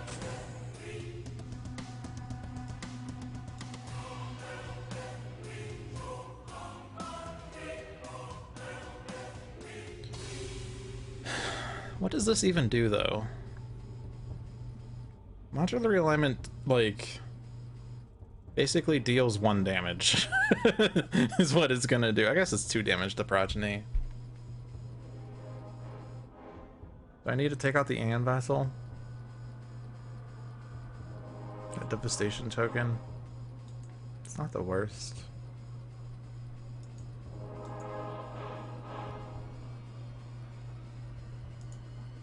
I mean, it either heals me 1 hit point or it deals 1 damage. Either I transmute the fire into cold to heal, or I take the fire damage and I deal damage with it, and then the cold damage heals the damage I just took. So it's like 1 hit point or 1 damage.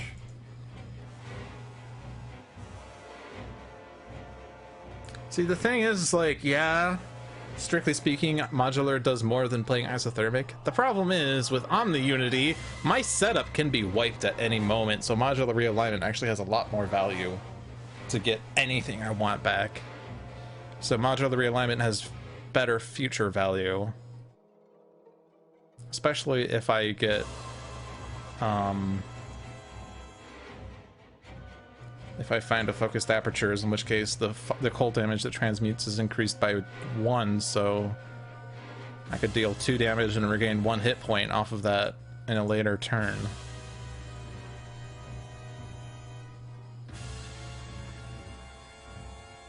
So I'm just gonna do isothermic.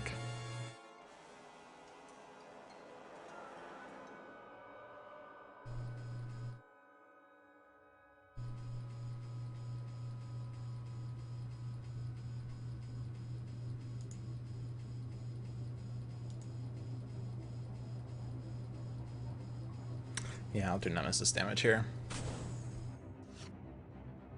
Nemesis. 5. Ooh, the Enraged Terrorbird also acts, apparently. Oh man, also, actually, Omni Unity is so good. Each target in this play area, including the outstanding objectives. I always forget that happens. That should... Oh, that's... Oh. That is misleading text. That is misleading text. I should not hit choose for me, because I actually want to make sure that Absolute Zero is the one dealing damage here. And then everyone else could take out the Aeon Vassal to save us a Devastation token. I don't know if I care about the Devastations. But if I went to this length to stop 2 Devastation tokens from being added...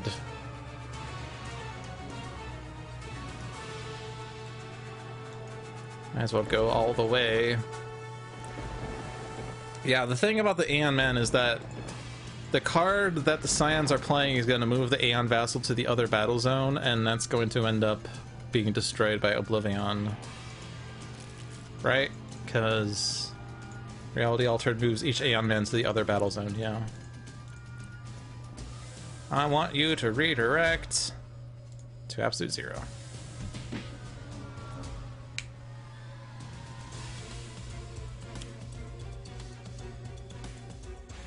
Stunt double. You idiots! You captured their stunt doubles!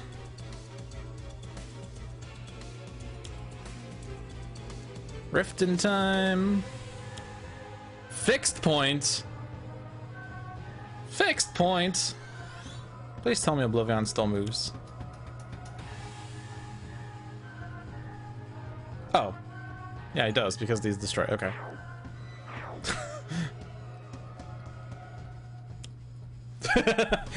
Time for shenanigans and gun. Yeah, because Reality Altered not only moves Aeon Men to the other battle zone and moves OblivAeon to the other battle zone, it also destroys two environment gods.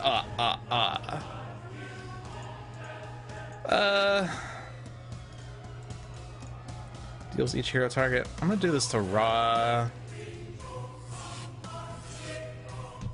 because yeah, sure, hit on the Unity. Move OblivAeon to the battle zone with most hero targets. Yeah, you're already there. Are you killing us? Please don't kill us. God damn it.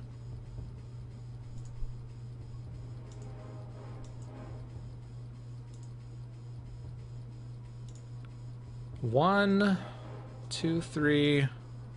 Oh, frick. 4 targets are gonna be dealt damage. Wait, oh! Well, it's... I guess there's a tie. There's a tie, technically. But it doesn't help us.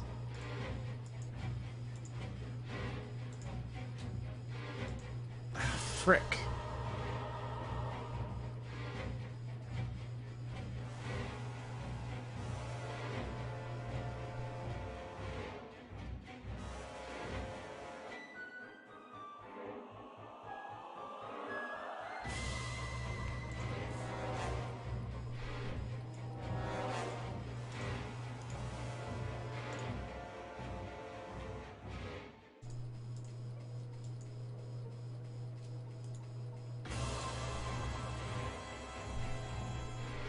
Oh, you're right.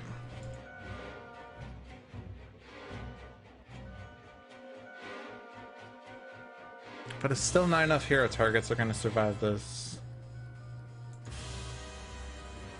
We're not getting the shield destroyed.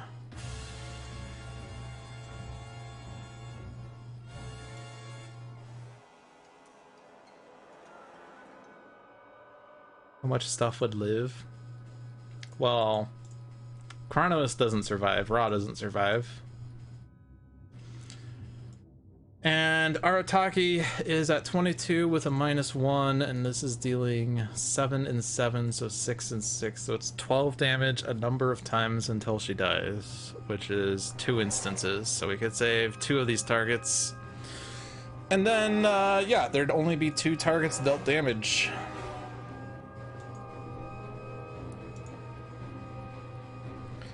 Nightmare survives, Guy survives, Seraph survives, Tachyon survives, every man barely dies. And Virtuosos die.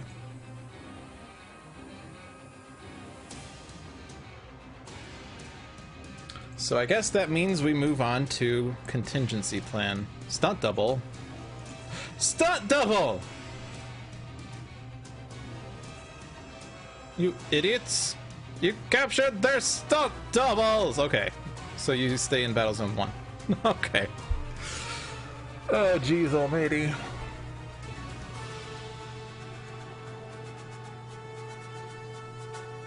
In which case, we keep Virtuosos and Everyman alive? Definitely keep Virtuosos, because Virtuosos gives us 2 hit points back.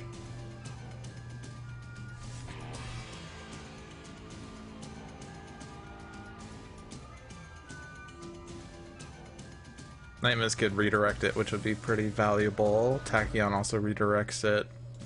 Guys draws 2 cards. It's either one of them, not both. Oh, the first time any hero target. Oh, you're right. Never mind. In which case we save Virtuosos.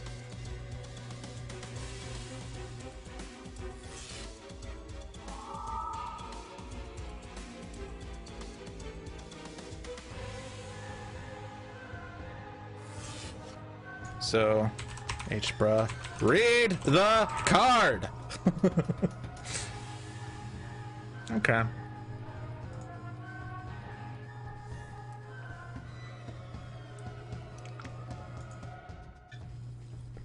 I don't need 2 mist forms. Scarring Mists is pretty weak also. This is just to prevent the damage. Don't have a valuable target to redirect it to. Except maybe guys. No, not guys.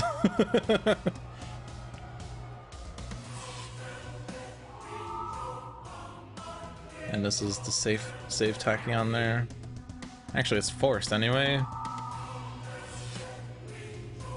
Each player discards 2.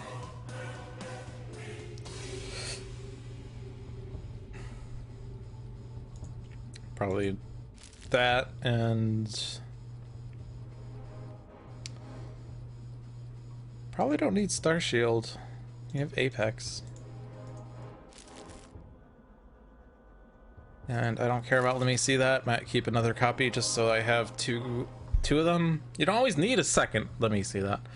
But, you know, if I'm ever going to sell out, I need to make sure I have, like, cards to discard for selling out. That said, you'd ordinarily discard a one-shot to play one-shots that then play ongoings, but Gimmicky character is not going to be played though, because that might discard an OblivAeon card. And now Tachyon has to discard cards. Oh no! Oh no!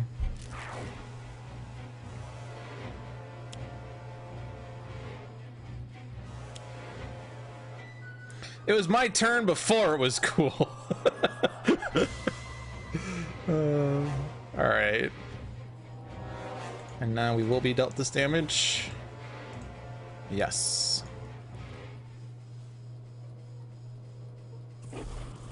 Thankfully, Apex of Humanity doesn't stop the damage because it does a +1/-1. Surviving a tear through reality to get a clutch shield remove. Did we just find a moment to put on the Dolphins Dive intro? That's right. Remember when I said I was going to work on a Dolphins Dive intro? That kind of got sidetracked for a long while. So, like, while we're waiting for this stuff to resolve, I guess I can say, like, my original thought was to have an original Dolphin, or original was Sentinels Live mainly at the time, because mostly Sentinels moments that then turned into let's show all the card art sorts of stuff. Yeah, and then page 2 kills everyone. Whoops, that's fine. We at least got the shield remove. Yeah, so I was originally hoping to do something like let's have the best Dolphins Dive moments. The problem is I don't actually have a log of the best Dolphins Dive moments because, well, we don't have as many meme-worthy moments. So then my second idea was, what if I just basically discuss what the stream does with some special, you know, some special effects happening on screen, and that's also an opportunity to do the Handelabra believes in civil rights blurb, so that I can play that and then go to the stream and then just start playing instead of, you know, doing the usual intro, because I basically have it memorized. It's just a act. It's all an act. Plot twist, this is my mess. Oh my god, it was you all along. But no, it's like, you know, why do I mean, I believe in all the words, I'm not saying it terrible, but why should I keep reiterating it every single time when I could just hit a button that does it for me? And also say, Dolphins Dive is a stream where we play strategically and do some exciting things. And we could have something like that for each show. Yeah, so that would actually work fairly well. Also, it's 9 o'clock. Holy jeez. 9 o'clock, and we're on page 2. 2 hours. 2 hours later. But yeah, that was the thought I had about the intro, and then I got... That was like 2 months ago that I thought about that, and then I transitioned into Logic Dolphin, and I've kind of not thought about it since. But it's kind of good that we did the name change before that, so that I don't have to re-record. Right, so... Why is it happening this way? Why is it happening this way? Wasn't the shield after OblivAeon? The shield's gone. But, like, the shield was right here. The shield was right here. Why are we now doing this? I reject your reality and substitute my own. Alright, guys, dies. Just like every season finale. Total letdown. It was another letdown. Tachyon survives. Night Mist survives. Virtuosos die. But only one hero died. And we lost some of our rewards. But we were basically losing a lot because of the stupid tear through reality. Not even tear through reality. Whatever it was. Random! HQ, I'm calling in a code red. I'm going to need a full deployment package on this one, if not more. Okay.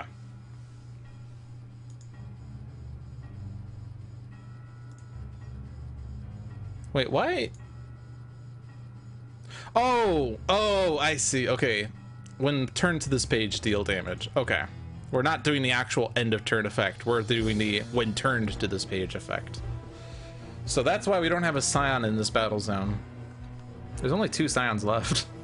One of which is Voss.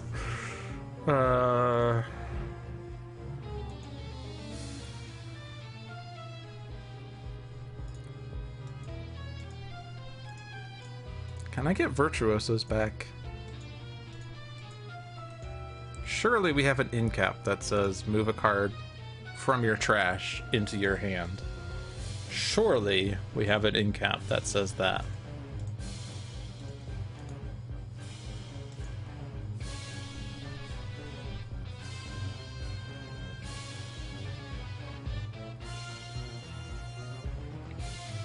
Oh my god.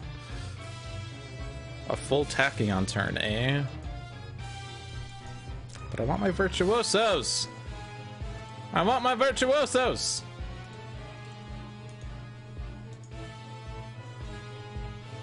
I want my Virtuosos! The best I have is shuffling a trash into a deck, which is tragic for Tachyon. We don't have and these heroes don't have effects that generally...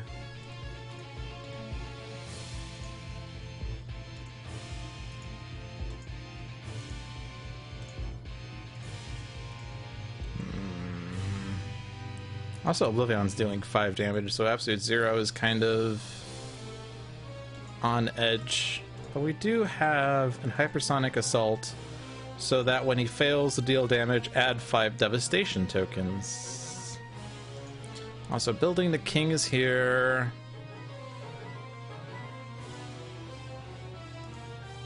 Omni Unity's not a mechanical golem, right?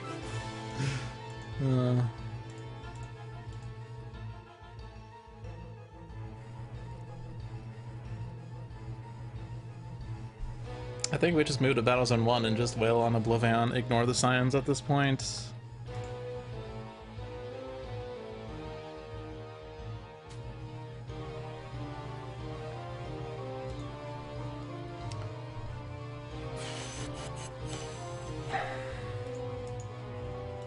Shuffling your trash is just terrible when you have Lightspeed Barrage, plus this is Blitz. So we'll just take Building a King. Hope to find the shard. If there are more hero targets than non-hero targets in this battle zone, that is already true. And Cursor is now providing a protection to Night Mist.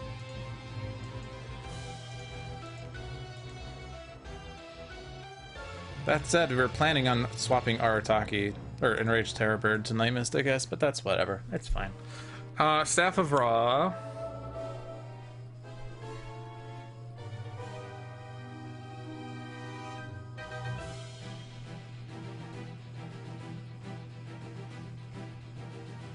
Yeah, do damage. Ideally, everyone would record their intros in the most dramatic location available to them. For a second, I thought you were saying in the most dramatic fashion, in which case I'd be like, Dolphin's Dive is the weekly, strategically minded stream. You know, might as well be, what, William Shatner?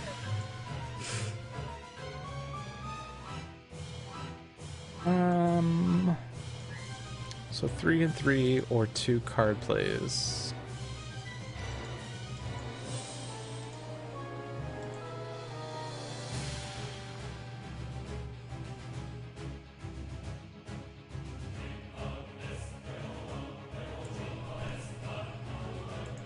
You don't have multiple powers.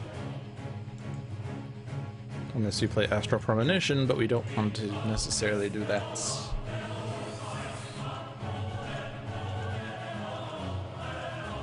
Is there... These are all software. And you're in the wrong battle zone.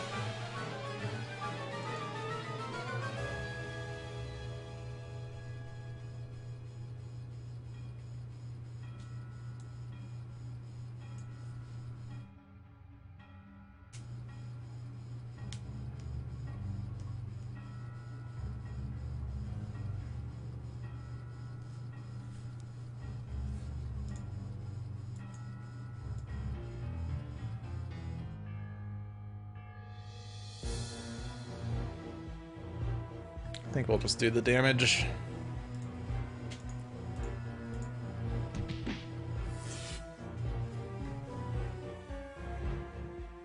Discard equipment.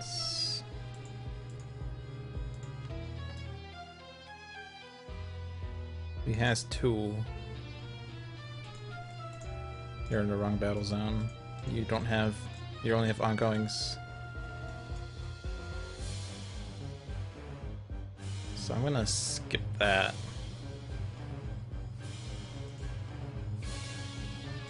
Did I want to regain Atlantean Conduit, or did I want to get Cursor? I want to get Cursor, don't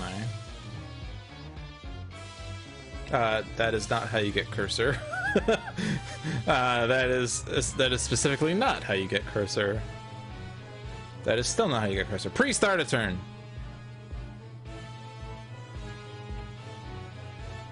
So no take. Now we have Hermetic.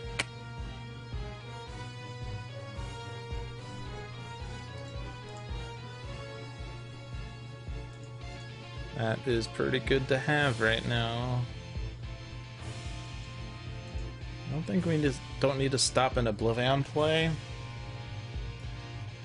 I don't think we need to be immune to damage.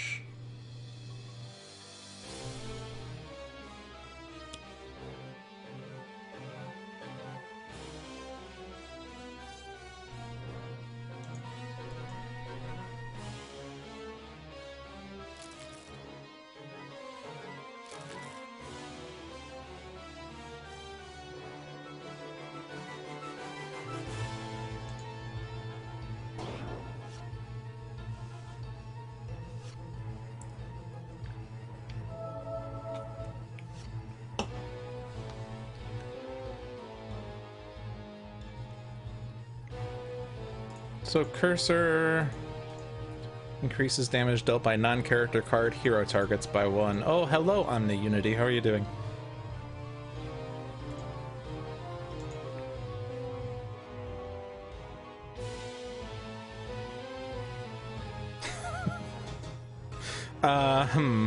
Can I regain all these rewards?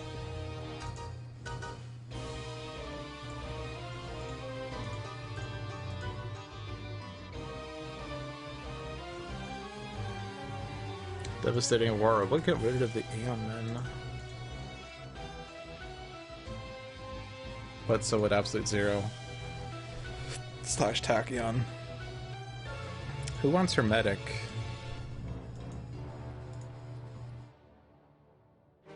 I guess Tachyon would be the most capable of just dealing with him. So we'll just take the turn. Well, I guess Seraph would be better than Infinity Cannon. Because this gives me a play off top of the deck. I don't need the hit point, but getting set up faster would be pretty nice.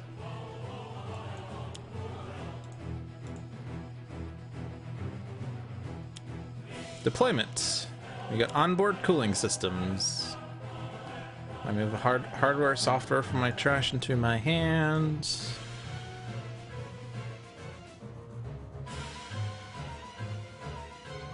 Just take another multi-point HUD. And ABHO. Always be hitting OblivAeon. And take out Aeon Locus. And I guess might as well because you hit 3 targets and not 2. Okay. That's cool. So take this on. Yeah, because you're going to Hypersonic Assault, so you're not even, we don't have to deal with you. And we have Nature's Compulsion! John's favorite one. Not hitting himself. Meh. There's not really a play I need to do. I mean, yeah, because that doesn't actually add cards into play, it just draws, and I don't really care for the softwares just yet, so no, I'm not going to do that. We don't have any powers either. Yes. No? Yes? Yes. Probably not, though. Well, yes, because when your hero would be incapacitated, restored this max hit points instead. Plus, you get to discard cards. Oh no!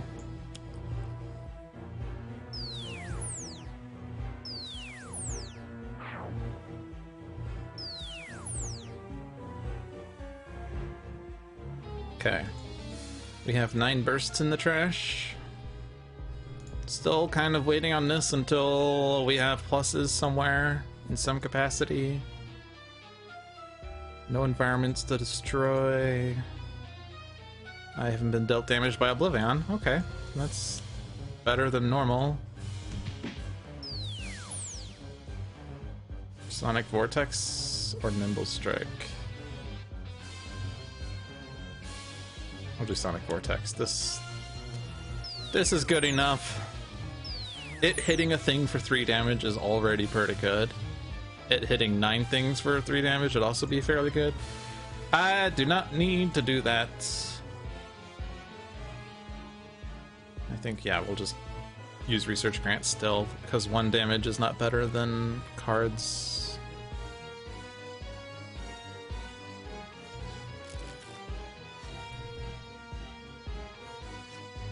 We really want to shuffle the trash fast so that we can get Virtuosos back. So this is really weird. I can actually stay in this battle zone and move at the end of my turn. It is slow moving, but oh, but you still have an Enraged Terrorbird, and I guess we want to keep that for the moment. Each target regains 1 hit point? Sure.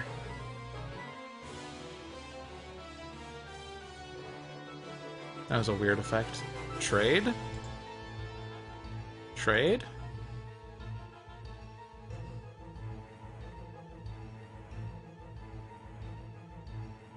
Trade for Ra?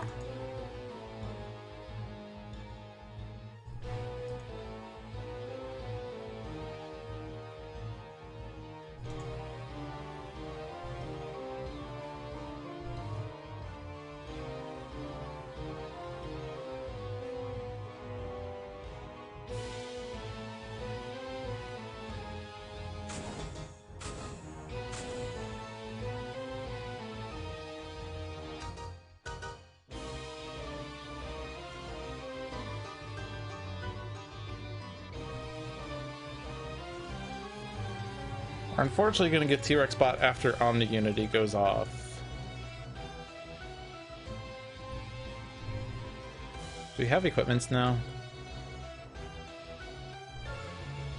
Feels like we have the same number of equipments that we did before. Did you draw HUD goggles? Oh, you have 2 HUD goggles. And you have a staff, and I have a focused apertures. And actually you can destroy equipments as well. Yeah.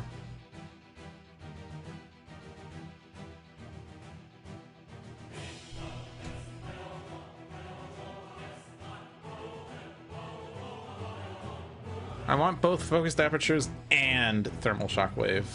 That's the annoying thing. I think I'll do focused apertures this turn.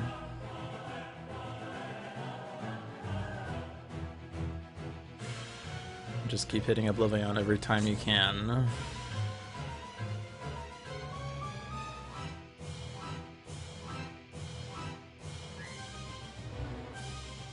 Except here it might be worthwhile to take out Hermetic.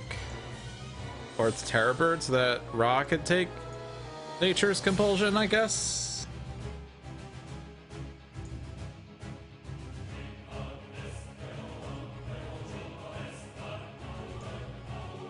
Second battle zone seems saucy.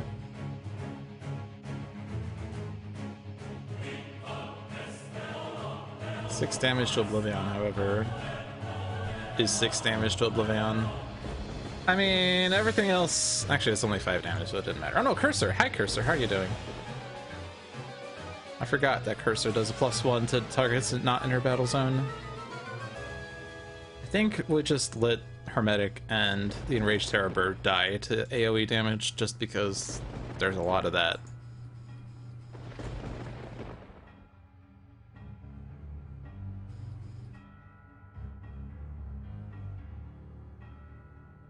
You're not destroying Amulet. You're not destroying hardware. Could destroy HUD goggles. No, this is discard. But you do have a HUD goggles in play. But you probably don't want to discard and destroy all your HUD goggles. That would just be sad. So probably just discard the HUD goggles is, but not destroy. And raw discards staff and doesn't destroy. And then absolute zero destroys. And then we can do modular realignment with a +1 from focus aperture, so it's better. Keep the isothermic.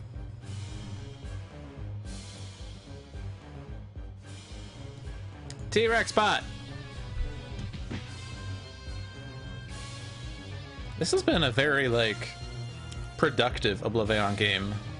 Bottom of the 9th. Bottom of the 9th. We have gotten a lot of rewards, and we have destroyed many scions. 6 scions have been removed from the game.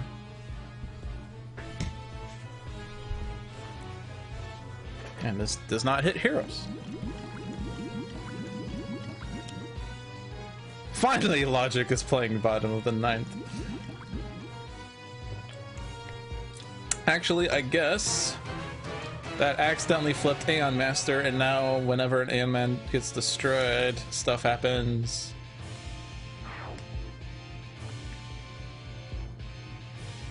Oh, but never mind, because all the Aeon Men have moved to the other battle, so Aeon Master flips back! Yeah! Chronoist was destroyed. Okay, well. And that is not Voss. Voss was the bottom of the Scion Reserve, except I guess technically he's the top of the Scion Reserve. Because when Scions get added, they're added from the bottom. The bottom card of the Scion Reserve. Yeah, so Voss was the top card. Well. And also there's 11 tokens. Can we stop you from doing damage again?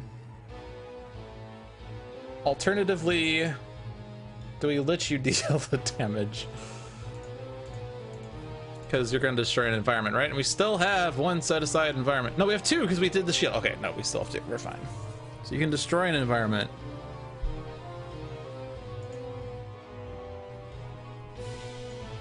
Night Mist has a redirect. Ra has Arataki.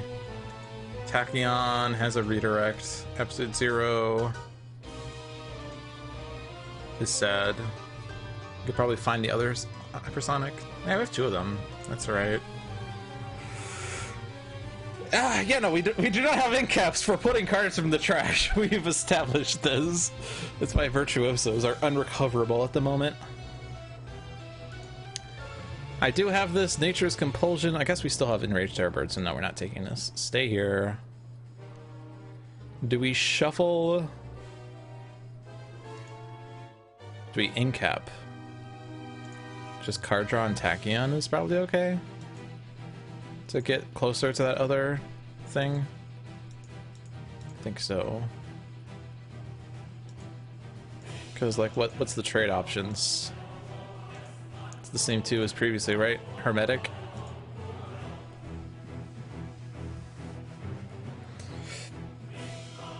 Reach Bird on Ra or Arataki and Ra seems okay because that saves him from the self-damage. And Hermetic on Tachyon seems fine because she's at 4 hit points and is pushing the limits. And it involves discards. Yeah, so those are in the right places. So we're not swapping, or we're not trading.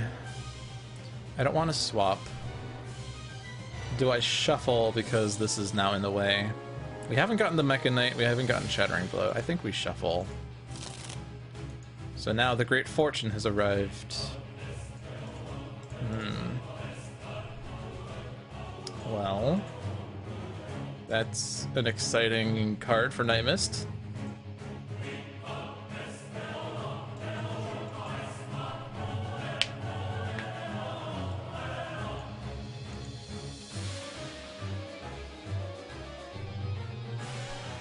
Just Scorched Earth. Go full AoE. Full AoE.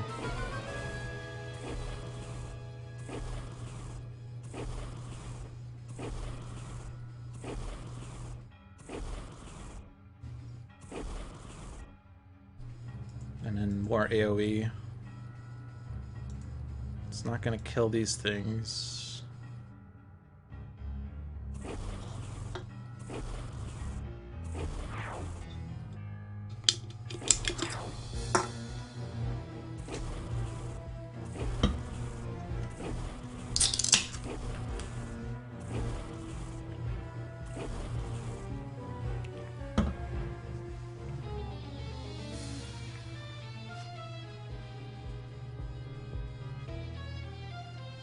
Are you not?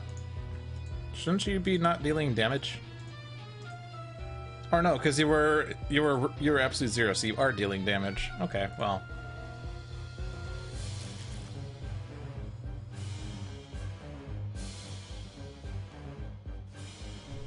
T-Rex bot! Yeah!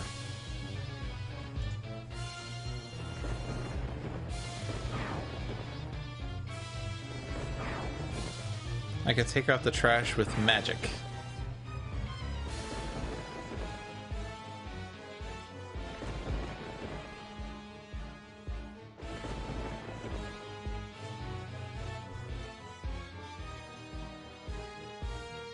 I don't know what magic you're referring to. You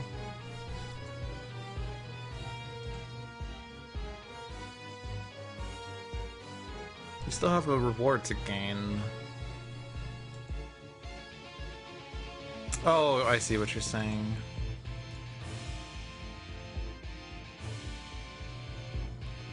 Oh, the trash. Like the targets that are in play. I see. I was thinking like, oh, I could move this trash here and get my rewards back by using Magic of the Idiot somehow. How dangerous is this on Night Mist? Pretty dangerous, right? This could accidentally play OblivAeon. Like, it forcibly plays it. And even worse, it puts it into play so it doesn't even trigger Master of Magic. Seems better on Benchmark. I'm not sure how likely it is that Benchmark can get it, but it seems better on Benchmark.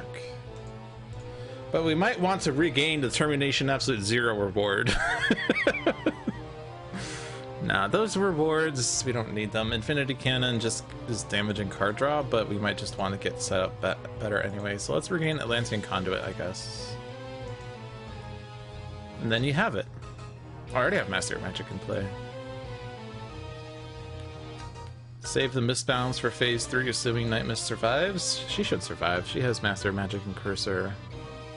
Give Tachyon a draw. Yeah, I guess we still have that to contend with.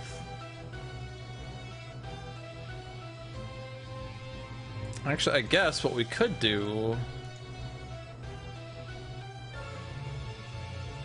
is have a hero take a full turn now. Because we do have a Tachyon under there. That could be exciting. Have her draw 3 at the start of her turn? No, because what am I talking about? Wait.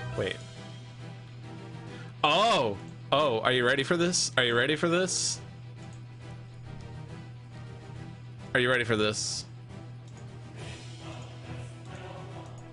On their next turn, they take play power and draw in any order, and they get to take a full turn now!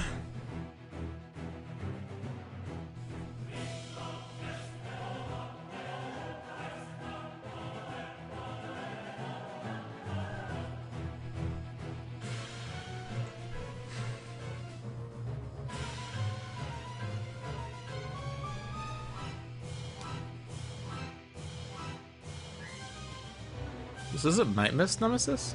Weird. Unless the icon's just never updated. Expatriate, Setback, Fixer, OblivAeon. But where's Night Mist? And, well, I guess that's Harpy there, but where's Night Mist? Fairly sure that should be Night Mist there. I'm just not showing up.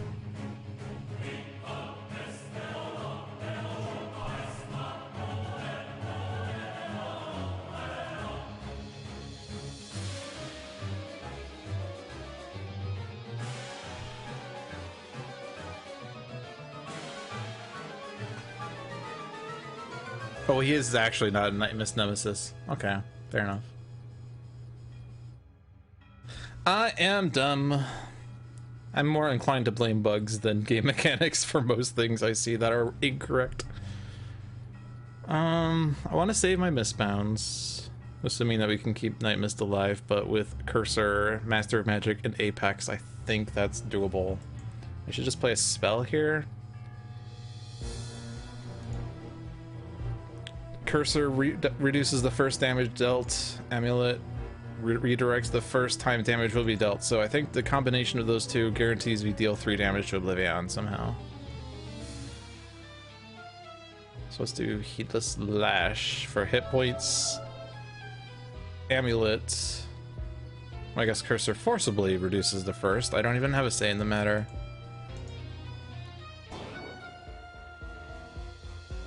And then this power does 3. I absolutely will redirect it. I don't know if I can play OblivAeon with absolute zeros targets. That just seems like a fool's errand.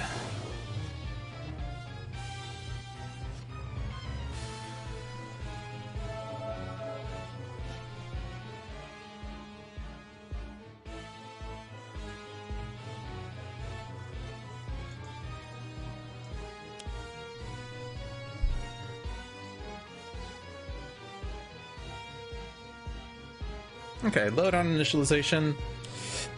Potentially does cool things. What does Faultless do? I mean, on his flip side, he becomes a hero target. At the end of this villain turn, this card deals each hero target in the play area with the most rewards 3 radiant damage and 1 infernal damage, and it's a tie between Night Mist, Tachyon, and Absolute Zero. Well, Night Mist is okay with that. Tachyon would Bloodstone that. Oh, wait, no, I wasn't taking Great Fortune here. I was going to do this thing. Damn it. Let's do this correctly. Stay here, use Incap. Remove all variants of Tachyon.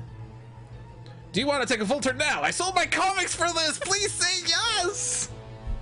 Night Mist, or Tachyon goes. And now Tachyon takes her play, draw, and power in any order. So she starts by drawing. Quick Insight, Blinding Speed, Synaptic Interruption, and draw card still exists.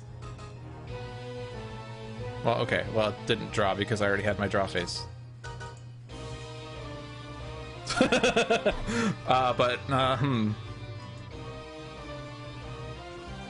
Actually, no, we do power phase next.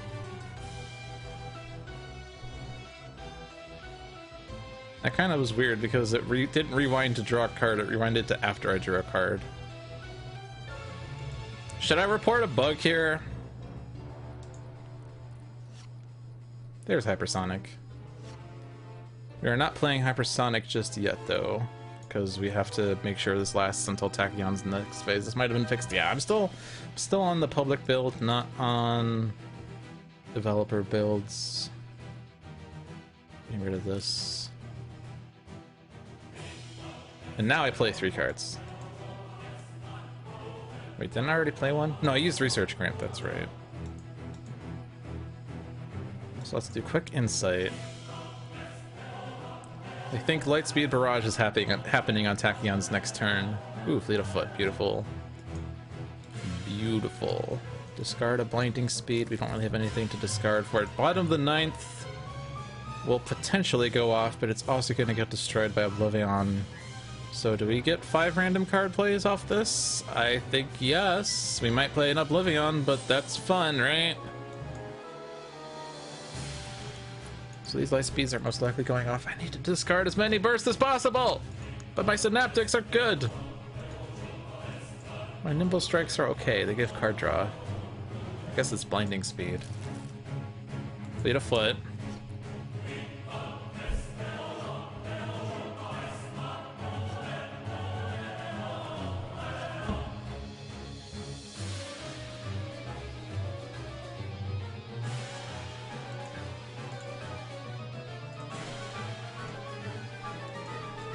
So, 2 more cards. Beat a foot, perfect. 1 more card, so I'll play a card that lets me play another card. Wasn't there 2 hypersonics in the deck? I drew 1. Now I have both.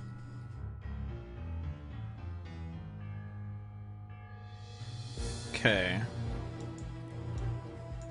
So then play Lightning Reflexes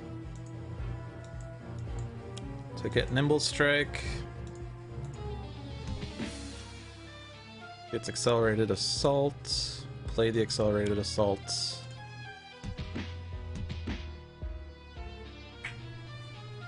Discard a Burst. In my next play phase, I will play my 3 Lightspeed Barrages and use my... Do I even use... Wait. Hold on. Hold on. That's not supposed to be Absolute Zero's turn.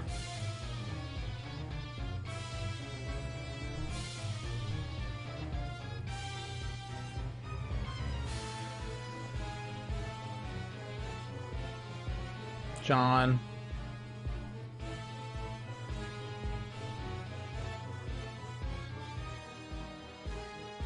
I'm just gonna wait for you to say something here.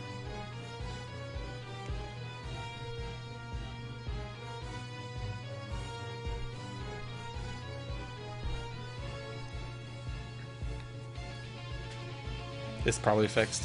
I wonder if it has something to do with it giving me an option to draw a card again. So I'm gonna try this again.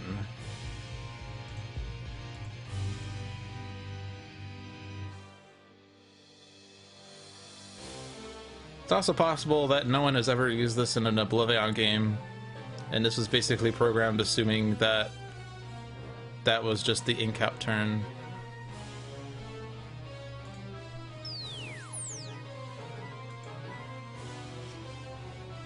It's also possible that it wasn't planned for you to not just take a full turn now, but also have your play power and draw in any order. So I'm just gonna do that. Nope. Yeah, this actually the rewind is also only giving me play phase, which is interesting. So let me just, I'm gonna do this. I'm gonna hold tab for this, so you don't have to wait for a million years.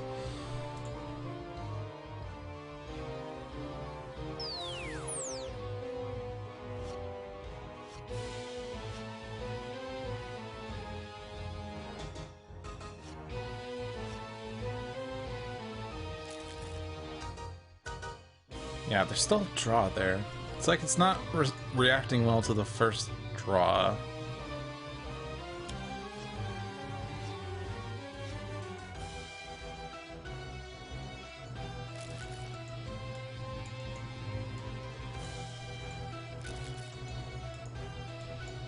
I'm curious what's going to happen if I do this without hitting draw that second time.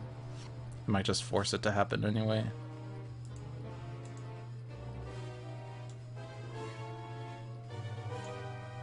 Oh, this is play.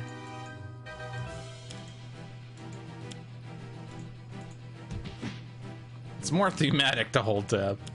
Fair.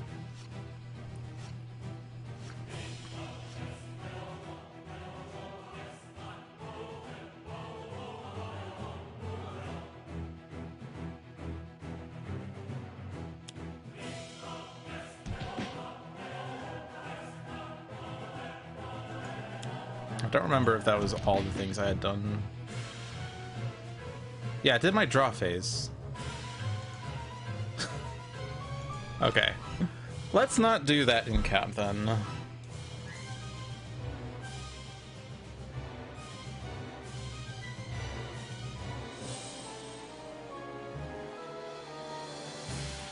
I do want Great Fortune. And I mean, like, it's cheating, but we know we're drawing hypersonic assaults. So we'll cheat away because there was a bug here, so we'll just go ahead and cheat away. It's not cheating when it's a bug. Exactly.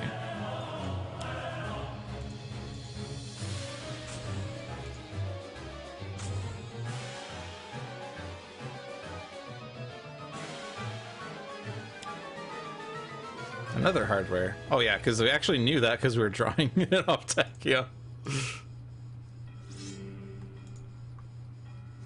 So now do I hit Seraph so that I can play something? Actually, if I play Legion Core Processor, then I could to draw a card at the end of my turn. Or I could also just play software. This has already gone off though. But getting a power at the start of my turn seems wise. I don't have another power, but this seems... Yeah, let's hit benchmark. Correct. Correct. If I return it to my hand, it can go off again. Yeah, but then I don't get to add cards in play is the problem. I know. I know that you can combo things like that, but I'm focusing on getting hardware out right now. Benchmark. Select a card in your hand. Alright, what's happening? I mean, I know what's happening, but what do I select? 1, 2, 4, 6, 7, 9, 11, 13 ongoings. That's half my deck. So I'm absolutely selecting ongoing here. I found a one-shot. Whoops.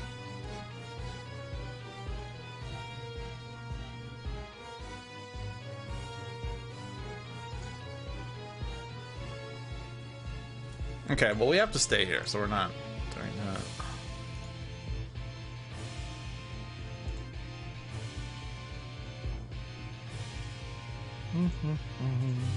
Shuffle that again. Aha!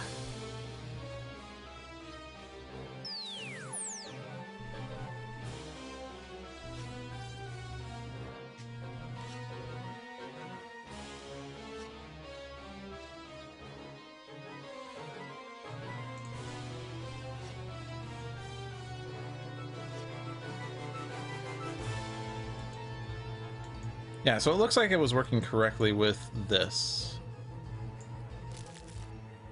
Because it didn't give me a second option to draw a card, so it looks like the bug in this build that may have been fixed had to do with, at the very least, this ink cap. But it could still be the combination of that ink cap together with this ink cap.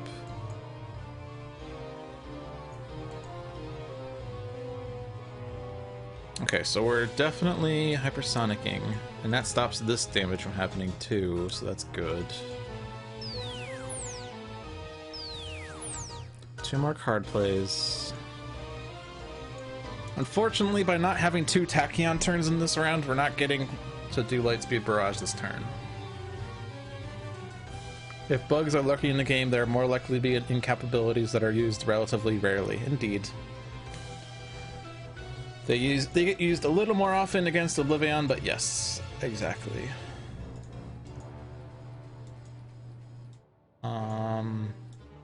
Probably just do quick insight because we still want to like cycle through the deck faster, I guess.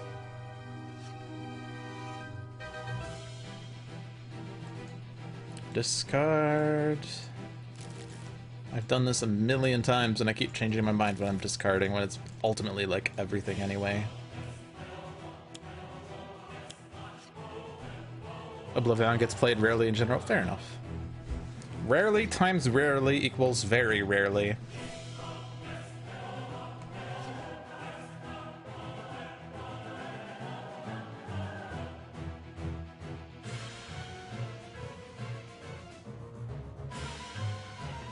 It's kind of weird. That's future knowledge, but I think the bottom of my deck is lightning reflexes. Like, I can actually use this power to put 3 fleets of foot, or 1 fleet of foot, or 2... I already used my power, never mind. But I could stack my deck so I draw fleets of feet.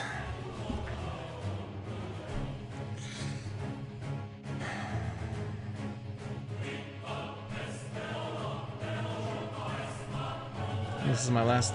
Oh, it's my play off a fleet of foot, which is my first play off of Lightning Reflexes.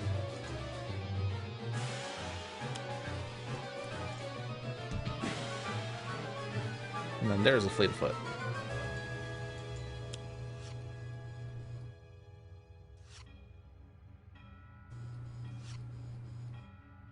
This Tachyon has stayed alive for quite a while.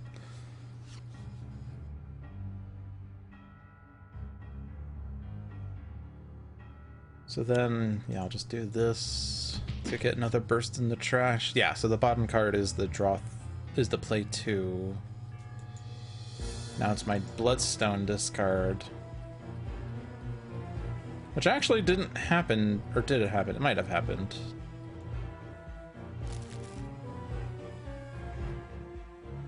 So if I blitz next turn, I move the burst of my trash to the bottom, and there are 3 Fleet of Feet in here, and the bottom is a Lightning Reflexes.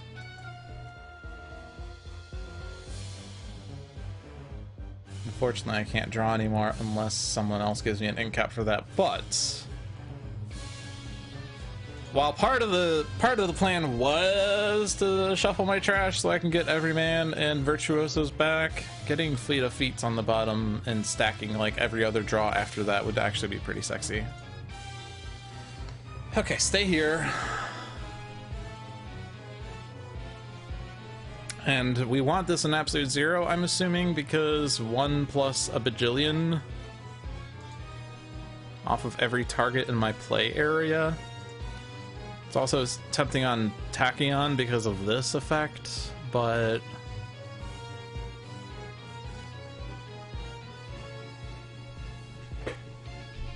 for Tachyon to get that, we have to wait a whole round for Tachyon to get to it, and then she has to get it, and then at the start of her turn, that turn. So it's like 2 rounds from now that Tachyon has the shard.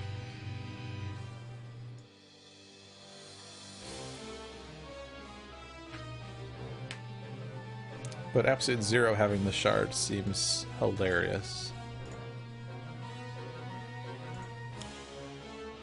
And this is just happening immediately, so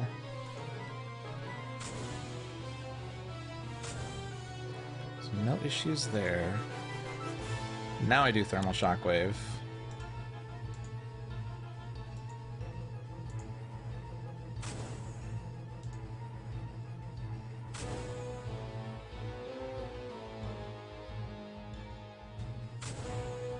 Except I don't have the stupid... No, never mind. I don't have...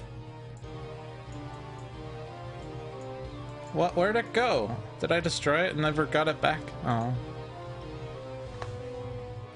Must have gotten destroyed. Did it get it got destroyed by Heir to Nothingness, didn't it? Okay. That was a million hours ago.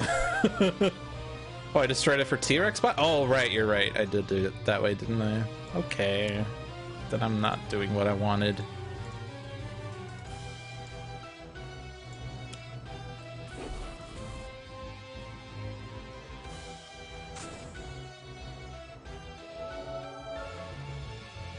But it's fine.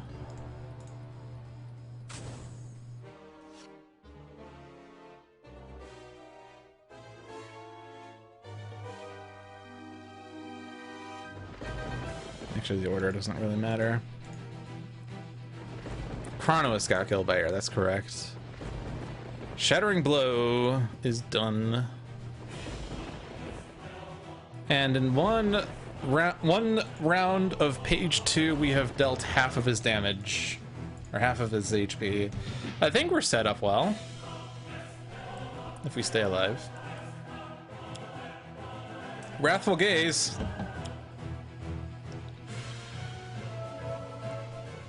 Oh, right. It's not a one-shot. It's, huh. I was like, oh, Wrathful Gaze is gonna destroy Tachyon. But nope. It's actually pretty dangerous, isn't it? No, we know what... Oh, hey, we know exactly what this is playing. Okay. One player may draw 3 cards. It's not Tachyon. Just benchmark. Benchmark. Can't be Tachyon because Tachyon would shuffle the trash. Benchmark plays Flash Installation Drive. Tachyon plays Lightning Reflexes. Oh no! Oh no? Oh yeah! Is there any reason not to do Lightspeed Barrage now? I'm just gonna do it. Because you're not gonna be able to wait any longer. Like, OblivAeon's almost already dead. Without OblivAeon shards yet. I mean, we just got it, but it's technically not in play right now. Hey, stunt double. Faultless is doing damage? Each hero target deals itself damage. That's what's happening. So, T-Rex spot.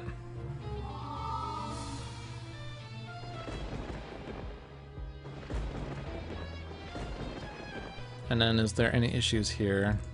Tachyon doesn't die, but if she did, she has Bloodstone. And that's it? Arataki reduces the first one to 0? Not Arataki, what am I talking about? Cursor reduces. And Cursor is in Night Mist area.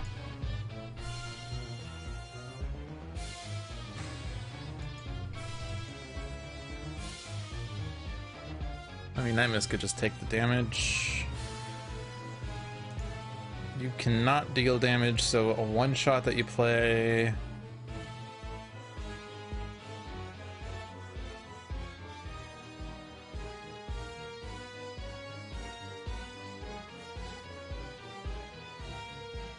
So all of that is Scions dealing damage, except Terrible Burden, yeah, also deals damage.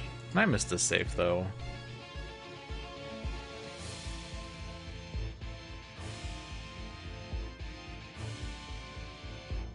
I think the others go through.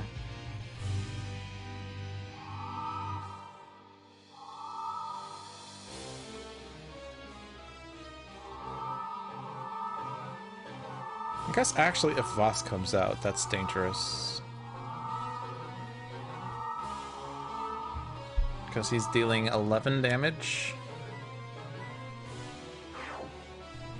Bottle of the Ninth was destroyed. So much for that. Voss deals the hero with the highest, which is benchmark, yeah, so that doesn't matter. Discards! These are the cards that Rod's gonna remove from the game.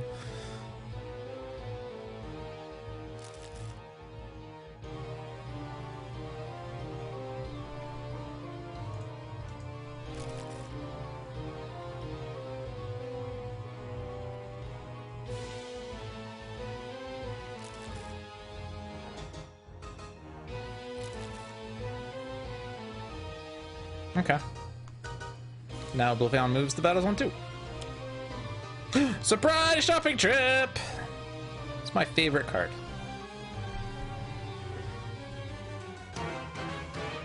Wait a minute. Oh, Progeny flipped. Aeon Master flipped and Progeny flipped. And OblivAeon's in this battle zone. Well... at least he deals damage there.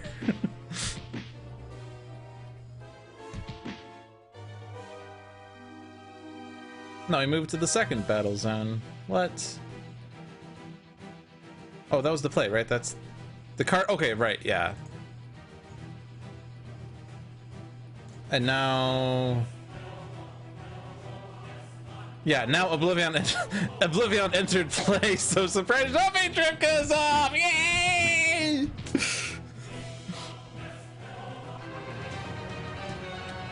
And now Voss is here. All the Scions have entered the game. Another target under play this turn! I love Surprise Shopping Trip so much. It's my favorite card. It's not actually doing that much, but it's my favorite card. Oh. Might as well do a big hit on Progeny when it's a big hit.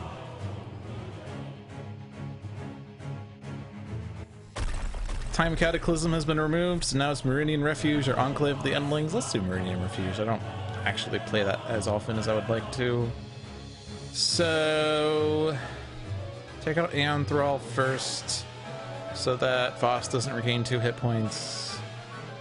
Hit Aeon Master to see what he plays. He plays Aeon Thrall. Hit Aeon Thrall next, so that Voss doesn't regain the hit points.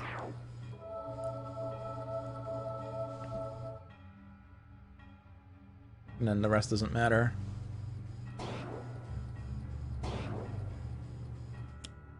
And OblivAeon moves back. Okay, well that's convenient. He went to the battle zone where he should have, where he dealt, you know, he went to the battle zone where he actually did great things, and then he moved back so we can deal with him. At the end of your turn, if there are more hero targets in this battle zone than non-hero targets in the other battle zone, you may play the top card of both environment decks in order to get El Mejor Legado. First battle zone, 13 hero targets. Second battle zone, 3 non-hero targets. Yeah, we're taking that.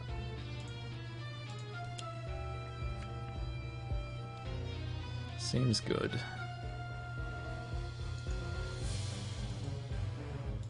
Just keep damaging Faultless, which means that I want to Fire Blast.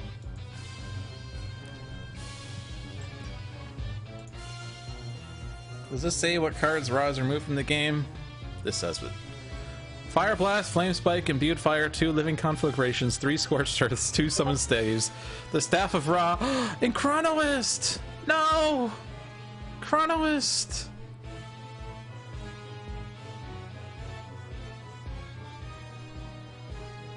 Moment of silence to pay respects to Chronoist,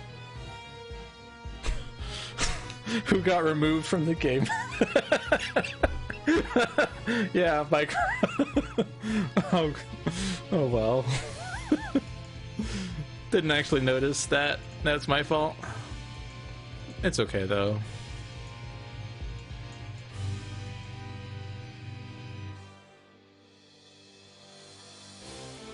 If I come back as a new Ra is Chronoist in my deck, oh man. Has anyone ever tested that interaction? Do I have a power at the end of my turn? No, I don't. This gives me damage, which is whatever. Each villain target? A villain target. 1 villain target. Yeah, okay. I'm just gonna do Fire Blast on OblivAeon. Stunt Double still in play because we didn't destroy Stunt Double. Because we didn't remove Champion Studios from the game. Wrathful Gaze was destroyed. Imbued Fire's return. Yes, I want to play the top card of both environment decks. Magical MacGuffin.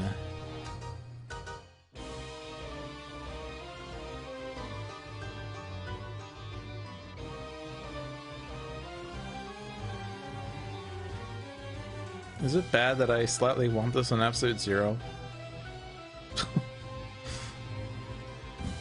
I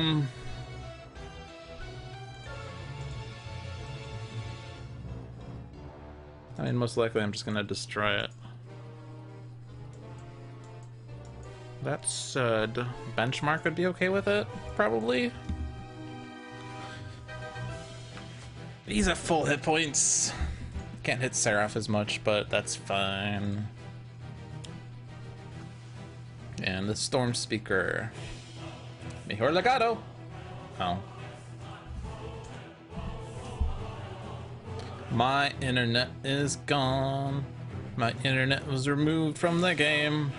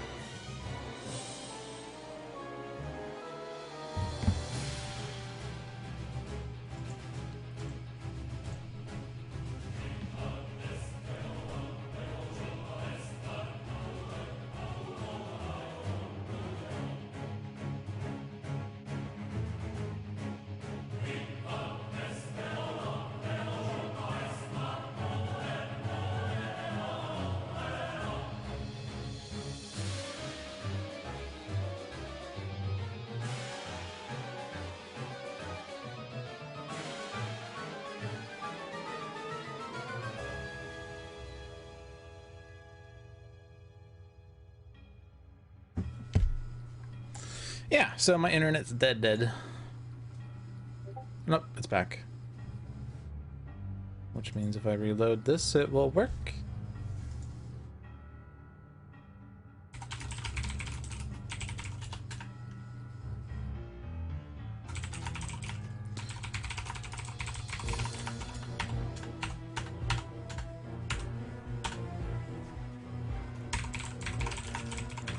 And presumably I need to fix this again. Yes, I do.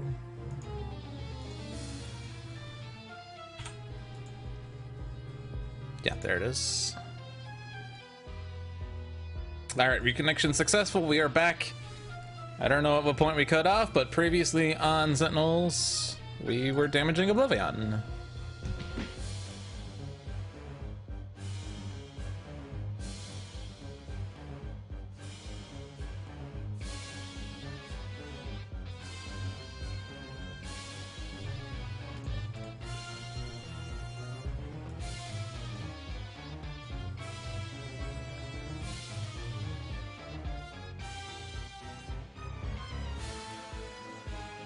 Probably want to Mistbound Oblivion and Hypersonic Assault Oblivion.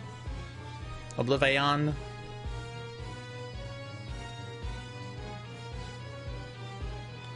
Like, we're absolutely getting him to page 3. He's gonna remove 4 tokens, so we're not worried about devastation tokens.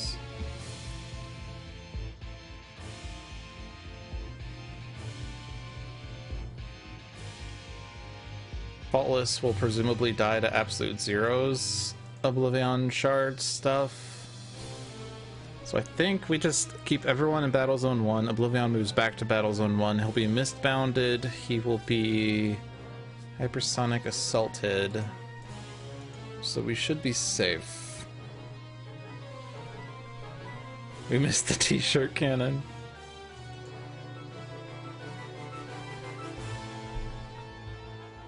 Like, this is just... Ew. I'll just take it, whatever. If we've gone for all these rewards, we might as well finish out the rewards. Play the 4-1 for more hit points. Discard 2. Stop OblivAeon from playing cards. And Cursor's gonna stop me from taking damage before I can even redirect, but I do draw 2 off of it and profit for once. And I get a hit point out of it. Night Mist is now living. She was down to 5 at one point.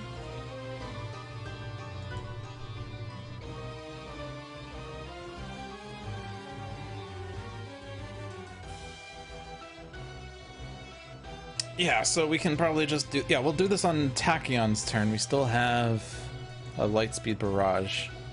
Lightspeed Barrage plus a Hypersonic Assault plus a Magic of the Ennead! Which might be used. Yeah, so... oh, but we still have Great Fortune here, don't we? Which means we can get this on Tachyon or Absolute Zero, I guess. It doesn't matter at this point. Just regain.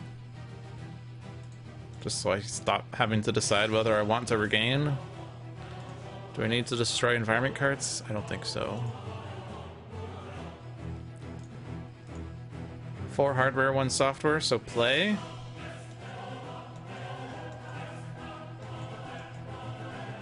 Mecha Knight makes you discard a reward on top of your deck. Oh yeah, I guess... Oh, actually... Oh no, we didn't actually claim this yet. But Tachyon's deck is empty, so actually that's not gonna happen just yet. But yeah, that is a thought to keep in mind.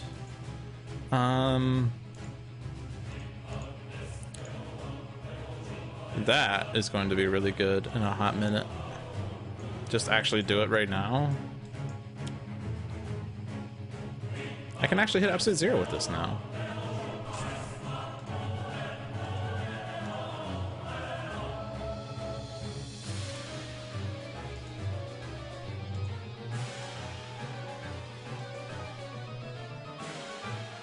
This is now the Absolute Zero show.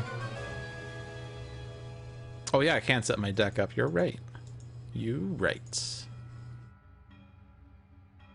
Oh, but I don't have the stupid fucking... Sorry, frickin' thermal shockwave yet. I've been dealt no fire damage. Whatever.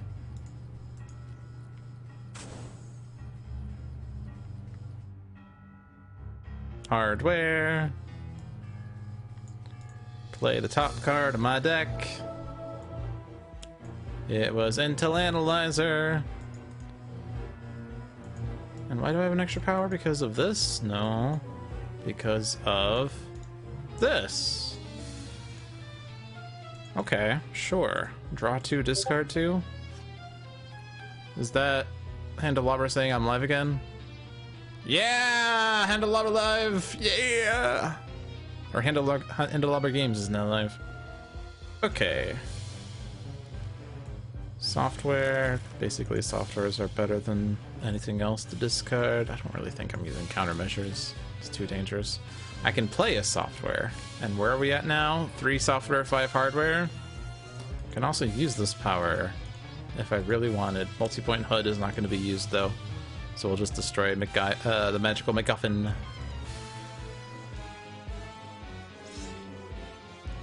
Is this when DF is supposed to meow again? Yes. I am not taking out the stunt double. Though the stunt double might just be taken out. This is gonna be 4 to Seraph. I may play a card. Sure. Hey! You have successfully dealt 4 damage at once! You don't have any powers that I want you to use, so just keep playing the hardwares. Microfabricator, does that? Nah, that's fine. Oh, that does play a hardware. I want that one. ABM. OBS disconnected again.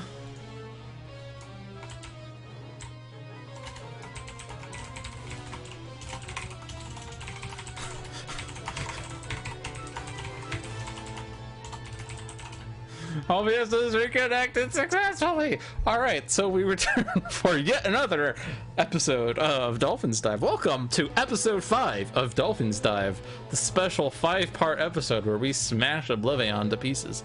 I probably need to reset Cap Chat because once again it broke, I'm sure. So we're just gonna preemptively do this, which means I do this, which means that it is back. Yes, excellent. All right, welcome back. 3 minutes until Me6 says I'm live again, so let's just keep going.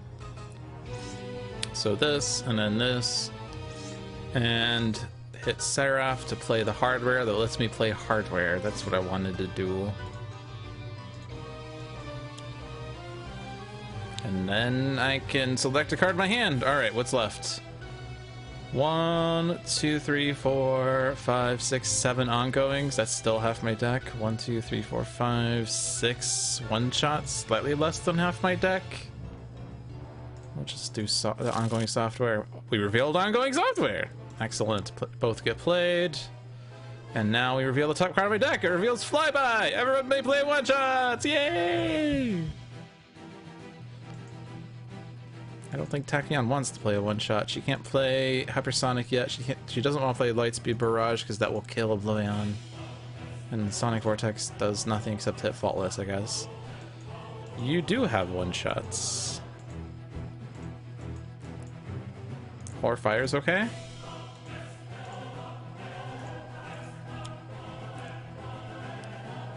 Horfire is actually probably not able to be used. Alright, so OblivAeon dies to Hypersonic, or Lightspeed Barrage, so we're just going to do that much. And then... Actually, should I have done the cold first? I should probably have done the cold first. Damn it.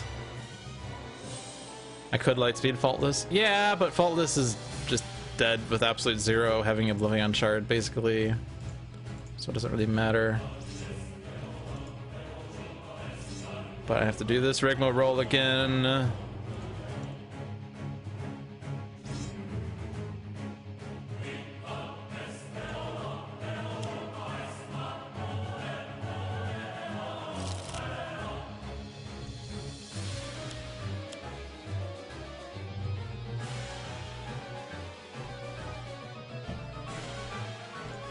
Alright, cold to absolute 0 to heal.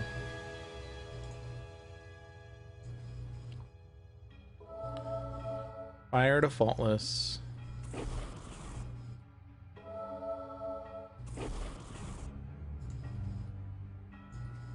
Do that. So Tachyon, we don't really want you to do the one-shots. Benchmark, do you have a one-shot? You have overhaul loadout. Oh. Oh yeah. Or deployment actuation to get a random hardware. It's either secondary cannon or Inferno missile pod. And again, I'm obligated to do the Dr. Evil Inferno missile pod. All I wanted were frickin' missile pods with infernos attached to their foreheads. Yes. OblivAeon is currently misbounded. OblivAeon cannot deal damage. OblivAeon cannot play cards. Beautiful.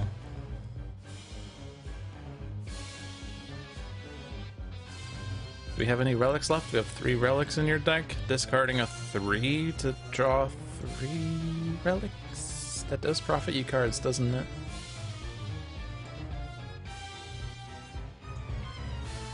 And your one-shots are a bit lame. We could actually just do excavation here because you don't have a reason to do these. I'm actually playing excavation. What has this world come to?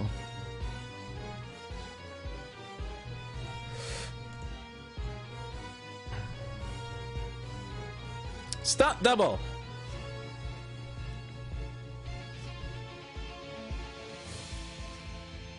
Solar flare. You've unlocked my true powers.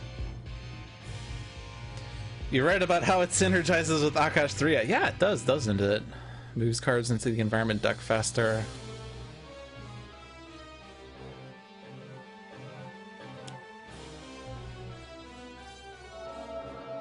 Four hit points. Poor Heedless Lash. But I'm gonna draw 3 relics. Gives me more cards. Benchmark. Yeah, let's just get the hardware. We can overhaul a future turn. We don't need the damage off of shenanigans yet. Move a hardware or software from my trash.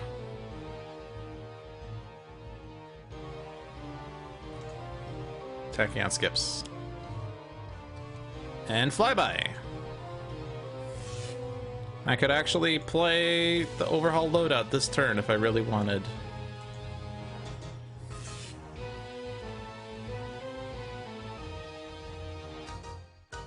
So why not? That was a really fun collection of hardwares and softwares. Let's move them back to my hand. Oh boy. Oh boy. I don't have the Inferno yet. Oh, I do have the Inferno yet, but it has nothing under it. And I think I drew my last hardware, so I have all my hardwares. Select the 13th card, and now you play 13 cards. Okay. Double check that I got all the hardwares. That's 1, 2, 3, 4, 5, 6, 7, 8, 9. Is that actually all the hardware? Wait, 1, 2, 3, 4, 5, 6, 7, 8, 9. I thought he had 10. Now my end of turn hardwares come back. Yes, they do. Yes, they do.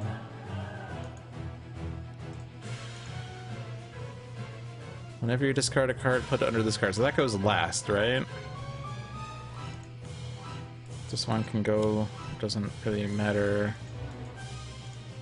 This one doesn't matter.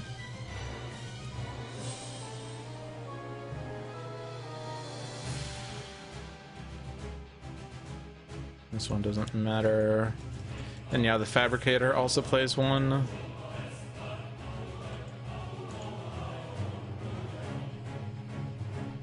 But it also discards a card. So I kind of want it after or before the Inferno Missile Pod.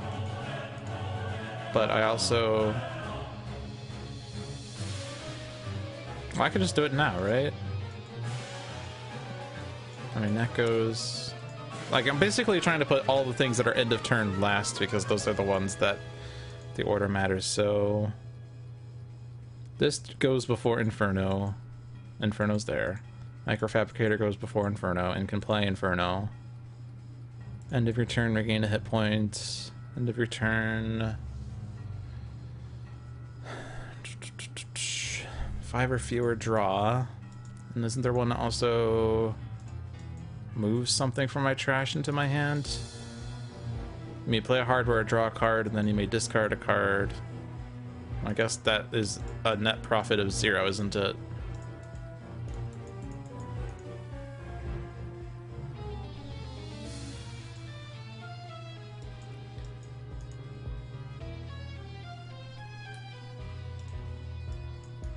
So let's do...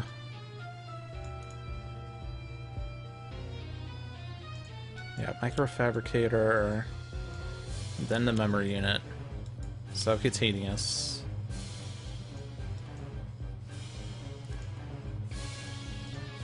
Flash installation, and then Infernal Missile Pod gets played off of Microfabricator, so then I just play softwares. Whenever the hero with the lowest HP would be dealt damage, that's currently Tachyon. But Tachyon will be regained to full. I kind of want Absolute Zero to be lowest, so then I don't worry about him anymore, but that's okay. HUD. Oh look!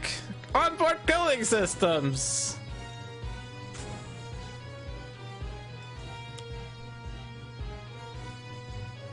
This. I want an ally matrix somewhere.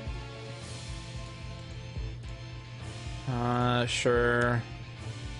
And that's that. I may use a power. Nah, let's destroy MacGuffin. I can play a hardware. Then I may discard a card. It's in the missile pod!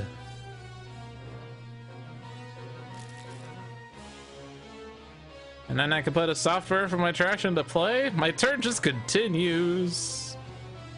Where are we even at? 5 softwares, 900. Oh my god. And now I deal 1 target, 1 fire damage 1 time.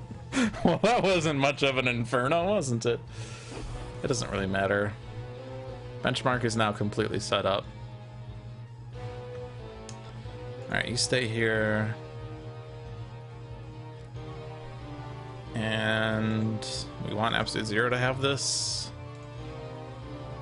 So it's something.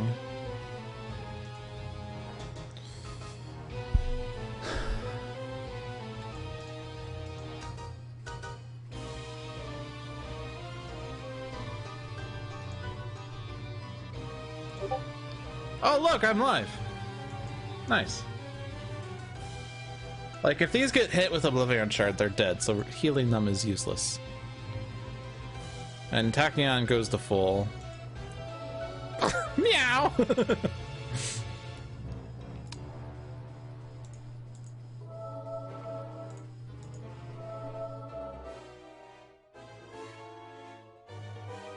Yes, I want to deal myself damage. Ooh, I could redirect it, but I have to take the damage.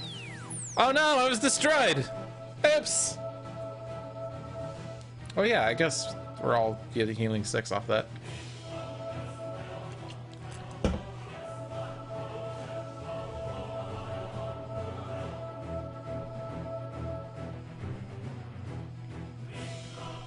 Okay, Hypersonic is happening. Stunt double is going away. I don't have environment destruction because I discarded all of it. Oh no. We're all gonna have to discard 2 cards? Oh no. Whatever shall I do?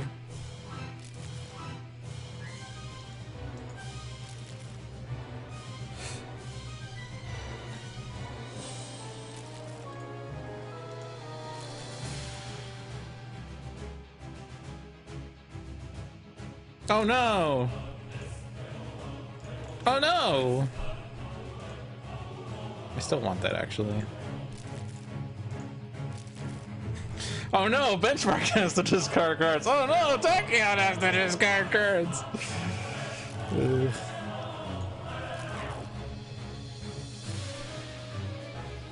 Okay, 2 card plays left. So that's going to be just these.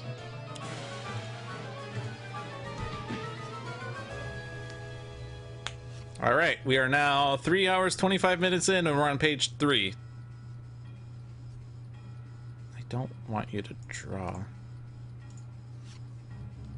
because we're going to set things up.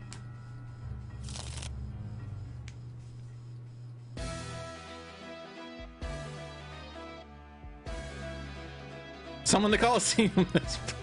Yay! Okay, now we're setting things up. Move fleet. Actually, you're gonna draw 2, so we're gonna move 2 fleets. And then this is one that's going to be revealed with Mecha Knight.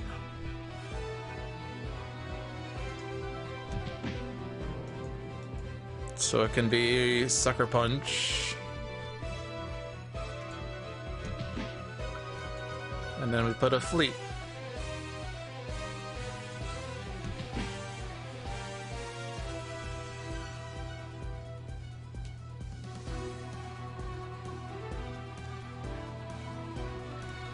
And now I think I do quick insights.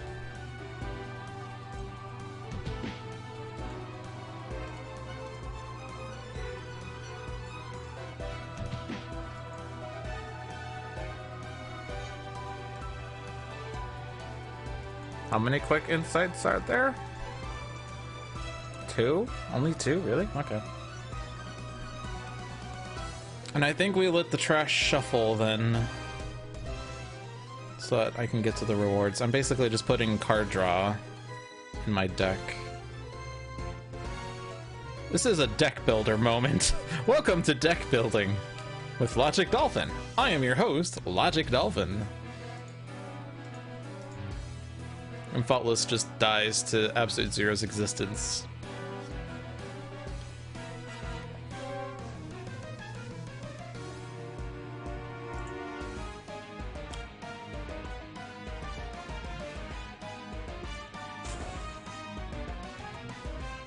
Discard. Thermal Shockwave's kind of hilarious. It's only 4 on the Devastation right now? That's weird.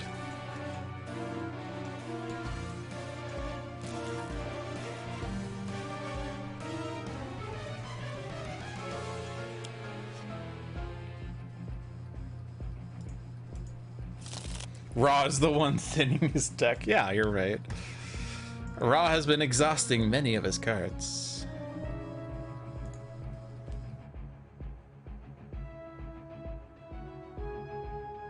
Like, yeah. Did someone say I needed to be at full hit points?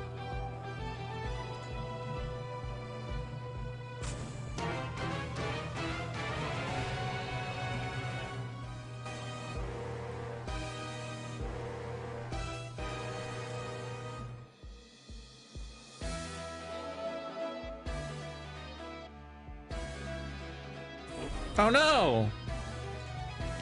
Oh yeah!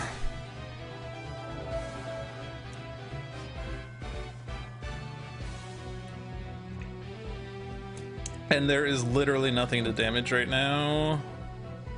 And there is still literally nothing to damage right now. That looks like a discard. That looks like a discard. That looks like a discard. Discard. Discard. So we have a Mecha Knight in case we needed it. That is amazing. You had never considered using that card with him. He heals really well off of Thermal Shockwave. Ra forcibly deals 1 target 1 fire damage. Oh, but prevents any damage on that card. Okay. But yeah, so you deal with himself fire damage equal to the amount of cold damage dealt If he has isothermic transducer, that fire damage becomes cold damage, and then if he has null point transducer, that cold damage becomes HP recovery. So sometimes you do this and you don't take any damage off of it. If you have a +1 off of focused apertures, then that's actually a profit of 1 hit point. And then if you have the +1 -1 off of whatever it is, I've not seen it yet, apparently cryo chamber, then I think it's another profit hit point. Or you just do it for a bajillion like damage, which is what's going to happen here.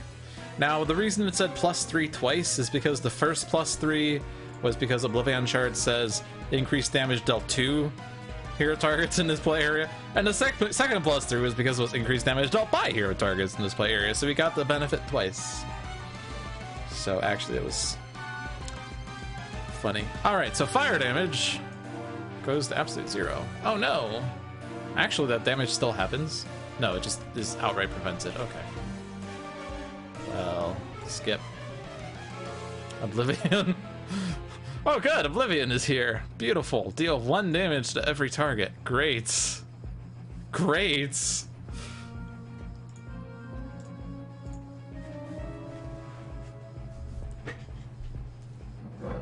This is like... It's basically Bringer of Dreams and Nightmares right here. Or being scared with this damage that's not actually happening.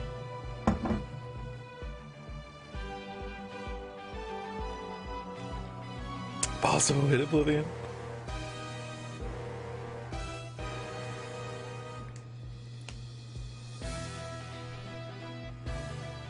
Deployment actuation.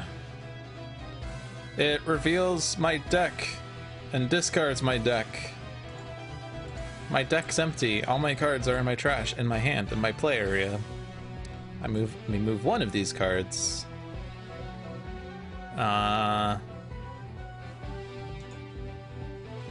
Maybe that one, I don't know.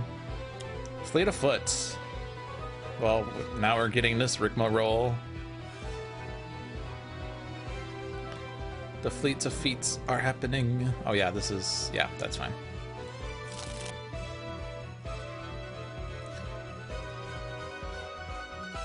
So remember when I said we have card draw now? It's happening! It's happening!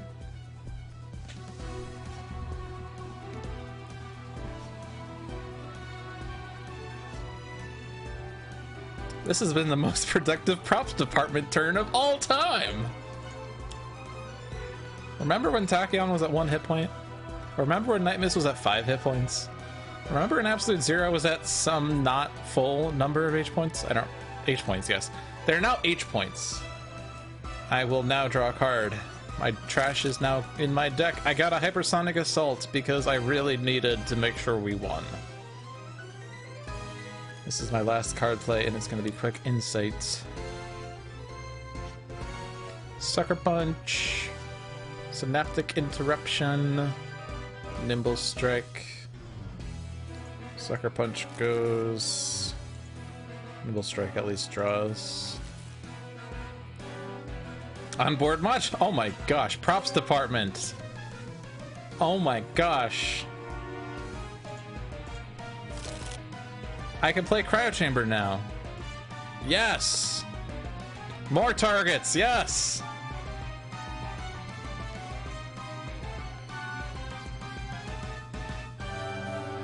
Hit points!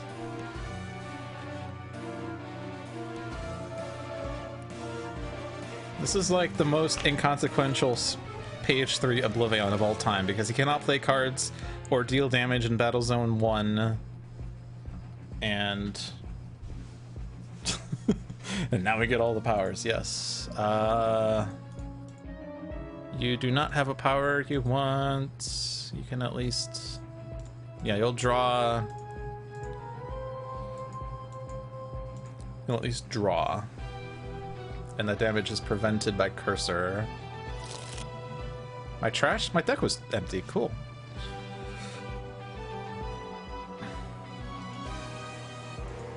Now what's the worst that happens? Is there force damage here that's up to I don't think there's any bad that happens.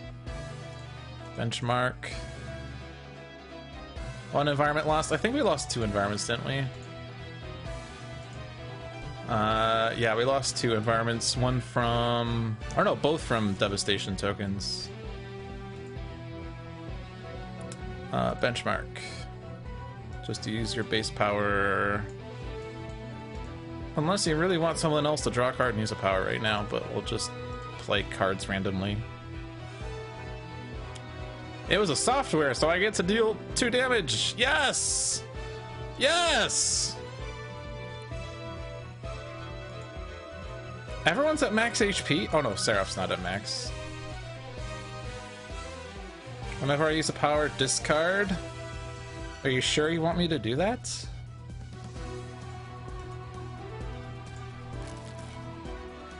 Whenever I use a power, if I discard, I deal 1. Oh no! Oh no! Oh no!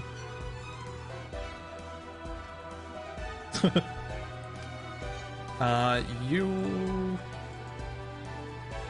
could put Fleet of Feet on the bottom. That's not useful. You could research grant. That is useful. Supersonic response. Bloodstone!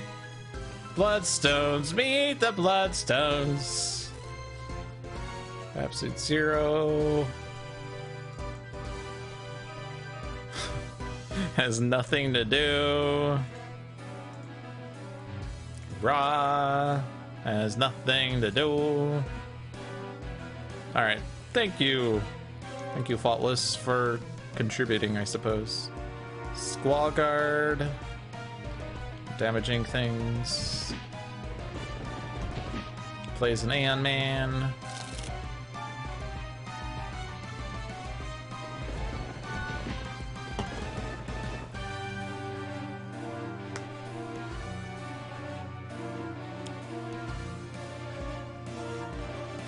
The Plavukol Capital. Scions be like... Play Aeon Men. Aeon Locust.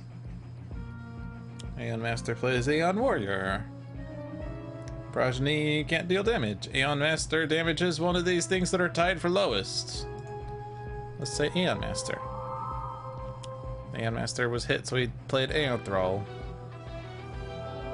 Aeon Locust healed something, so no cards were played. And that was a fun Scion turn, and OblivAeon's like, hey, let's move back to Battle Zone 2. Or he just does it anyway. But you can't deal damage. You cannot deal damage. 8 devastation tokens. I think we win. Alright, now stuff happens. Hey, Last Wager, how are you doing?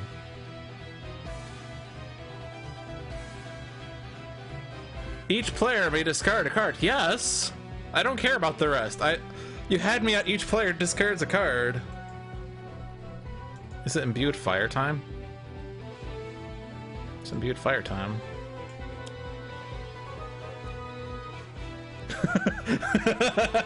Benchmark's got to discard a card. Oh no!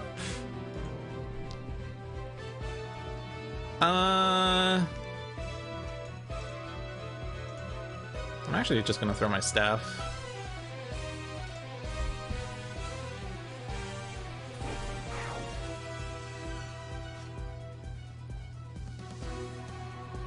OblivAeon cannot play cards. Whoops.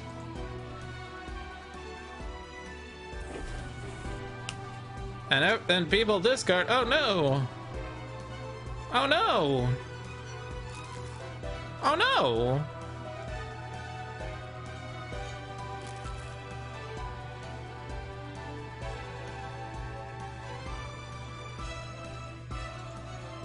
Yes!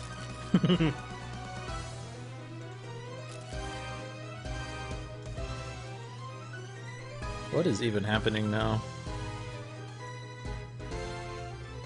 Thermal Shockwave's already in play. Staff of Ra returns.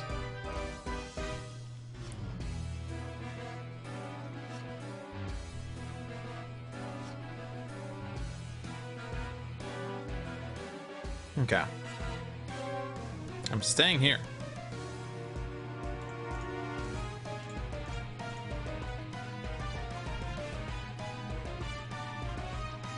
Sure. No one-shots at all. Whoops. Okay. Well, we have to Mistbound. Night Mist is at max HP. Womp womp.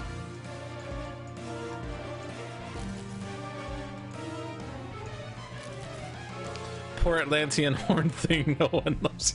Yeah, there's like no reason to do it. It wastes a card play, it gives me a card draw and a power, but I don't have any other powers other than Bloodsword Exhibition, I guess.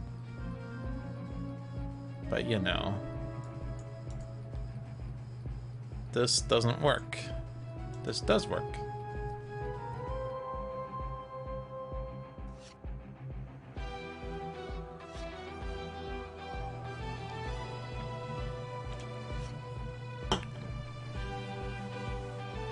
OblivAeon cannot play cards.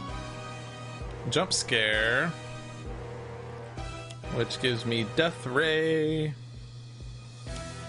and Deus Ex Machina, which destroys no conflicts. Hey, Deus Ex Machina, that actually has OblivAeon on it. At the end of the environment turn, the villain target with the highest HP deals each non-villain target 1 energy damage. Oh no!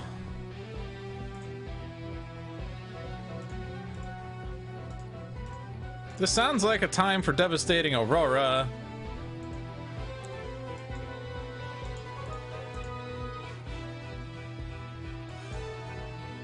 I used the power.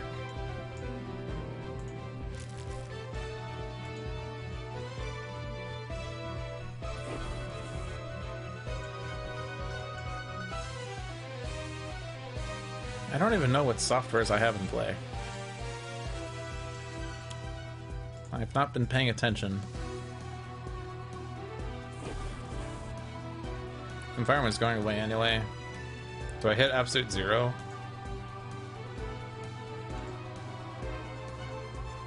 Crime Chamber -1. He's not healing anymore, but I'd be remiss if I just didn't do 20 damage here. I don't even know what's going on. Oh, right, yeah, we have these softwares that say you may play a software. Sure. Now it's my play phase. Devastating Aurora.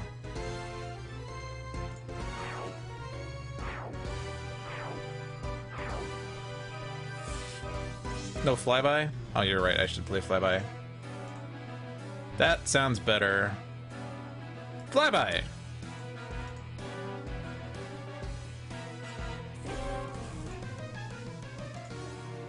Absolute Zero can take one more hit. Do I want to redirect it?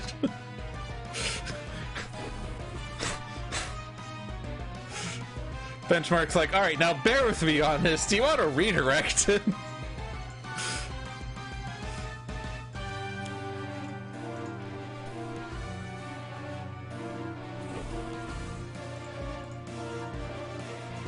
Now we devastate the Auroras. Absolute Zero King. You've been dealt 22 fire damage! Ah!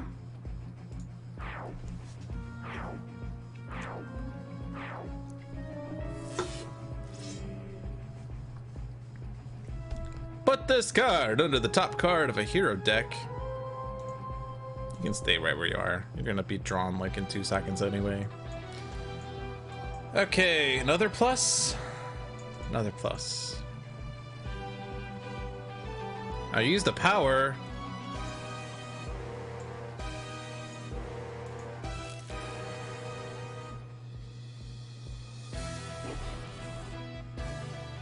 And I get another power.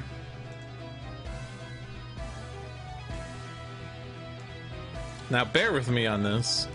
Absolute Zero.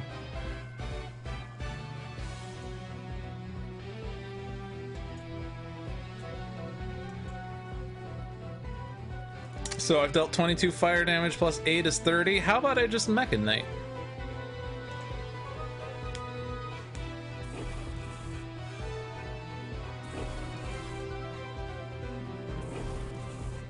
$50 damage, yeah. Alright, Voss is taking over.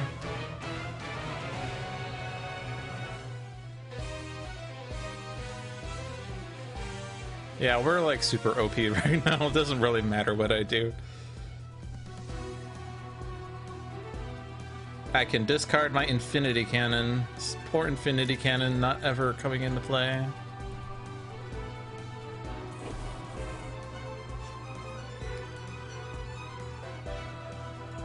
And then you get hit. I can't deal myself radiant damage. I can kill Absolute Zero, I suppose. Can I Synaptic? I can Synaptic. Hey!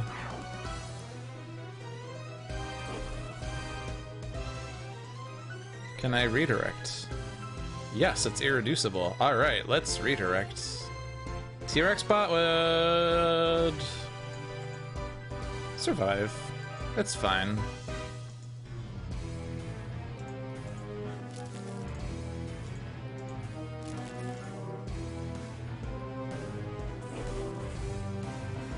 Devastating Aurora. Hey, everyone can play rewards now. I can play the Bloodstone! Yes! Any other rewards that are just sitting here? No.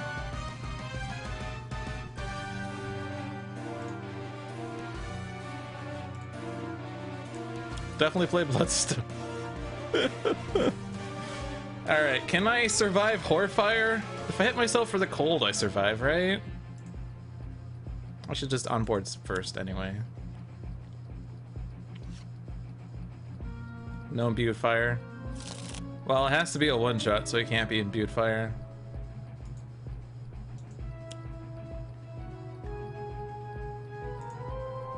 Oh no, I won't survive because this is fire. Oh no! Let's not do that then. That sounds bad. Imbued fire means I die. Well, you know, John, why do you have to be the one with the facts? H-Brow, read the card! That needs to be an emote now for sure.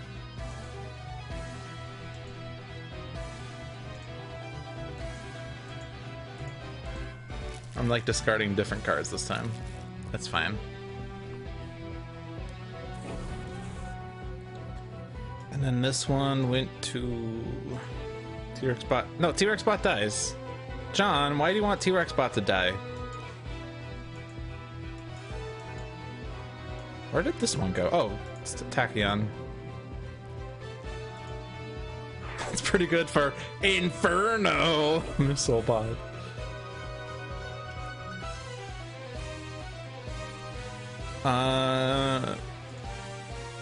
Bloodstone.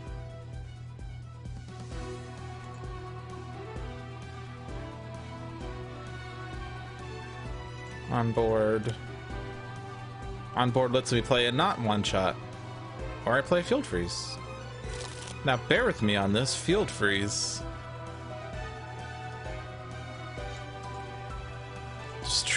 Destroy softwares? Destroy imbued fire. No, that's incorrect. Destroy Apex. Destroy Bloodsworn Exhibition.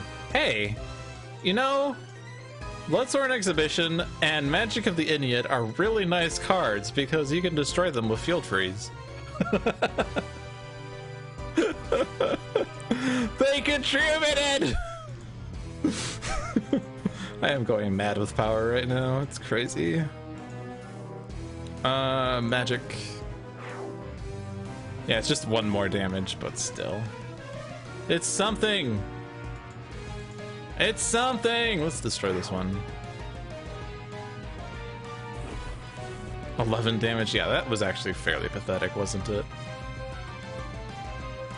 Cursor did go off, right? But I haven't done the redirect thing yet. So Heedless Lash?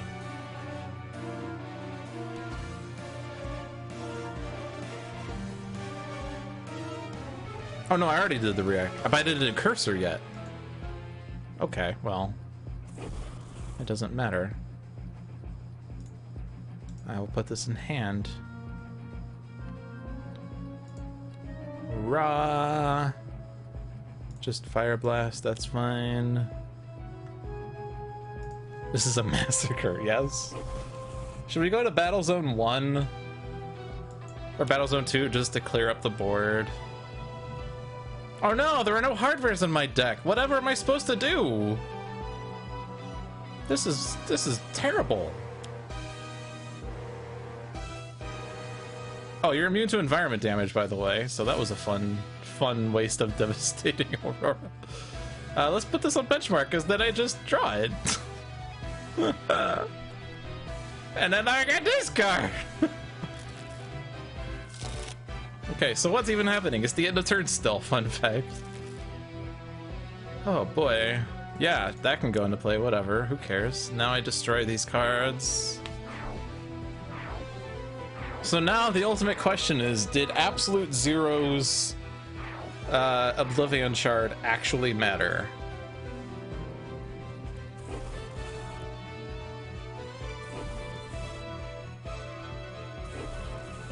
I don't even know how much damage this is. I could have counted, but that would be too easy.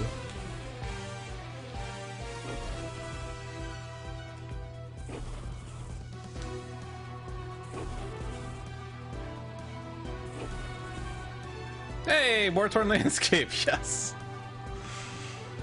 I did a lot of damage to OblivAeon. Its name's OblivAeon now.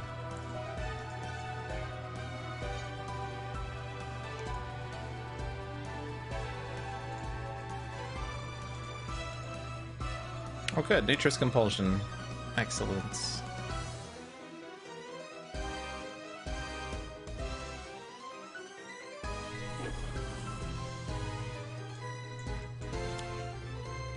You cannot deal damage. Hey look! Virtuosos! We found it! We found it!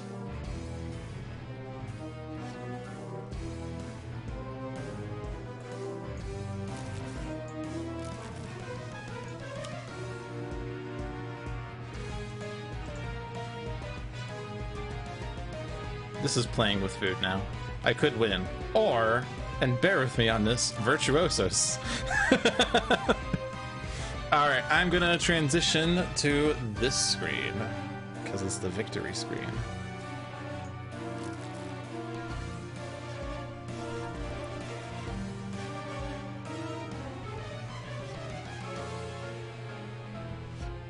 But the most important part of this was that Virtuosos returned. Someone may play a card.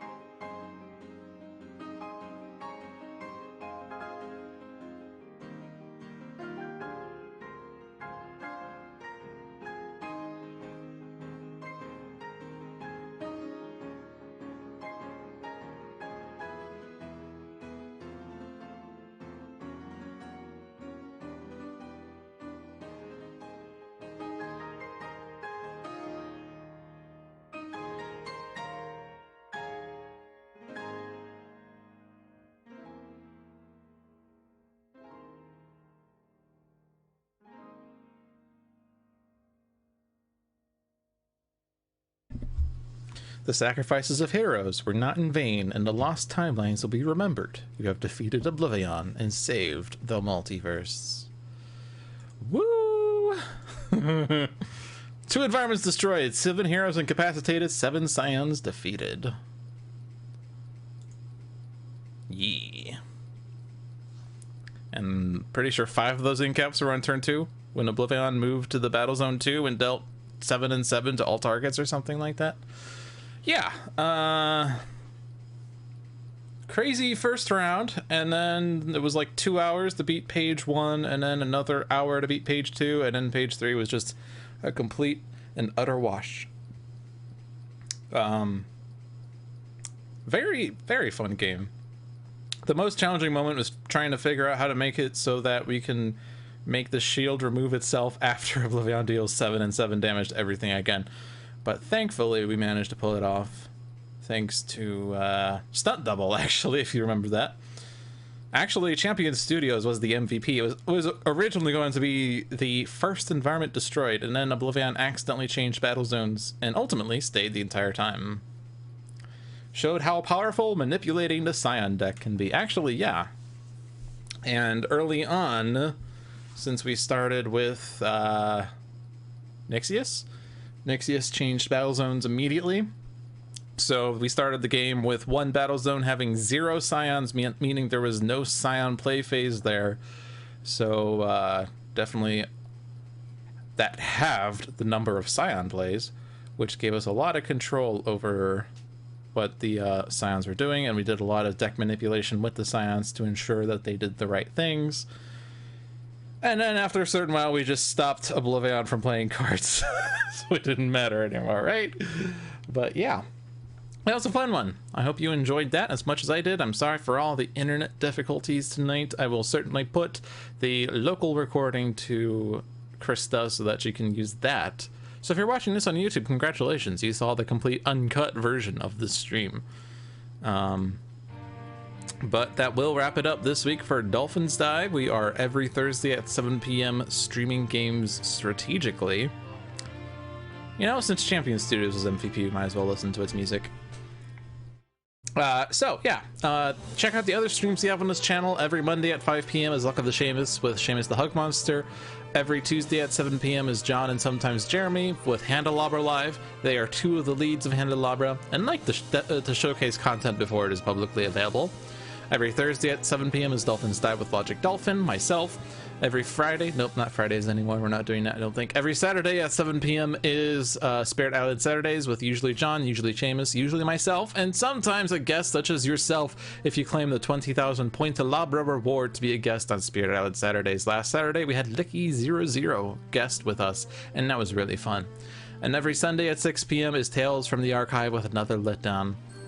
Friday is just Friday. It's Freaky Friday. Sentinels of the Multiverse, Bottom of the Ninth, One Deck Dungeon, Aeon's End, and Spirit Island. They are all Handelabra-made products, digital implementations of excellent board and dice games. You should check out those games. You can find them physically. You can find them online through Steam, iOS, or Android devices. You can find more information on those games at Handelabra.com. You can follow us at Handelabra Games on Twitch and Handelabra on Twitter, Facebook, and YouTube. You can follow me personally at Logic Dolphin on Twitter and Twitch and YouTube. And that will wrap it up for this week. Thank you all for watching, everyone. Hope you enjoyed your stay, and have a good night.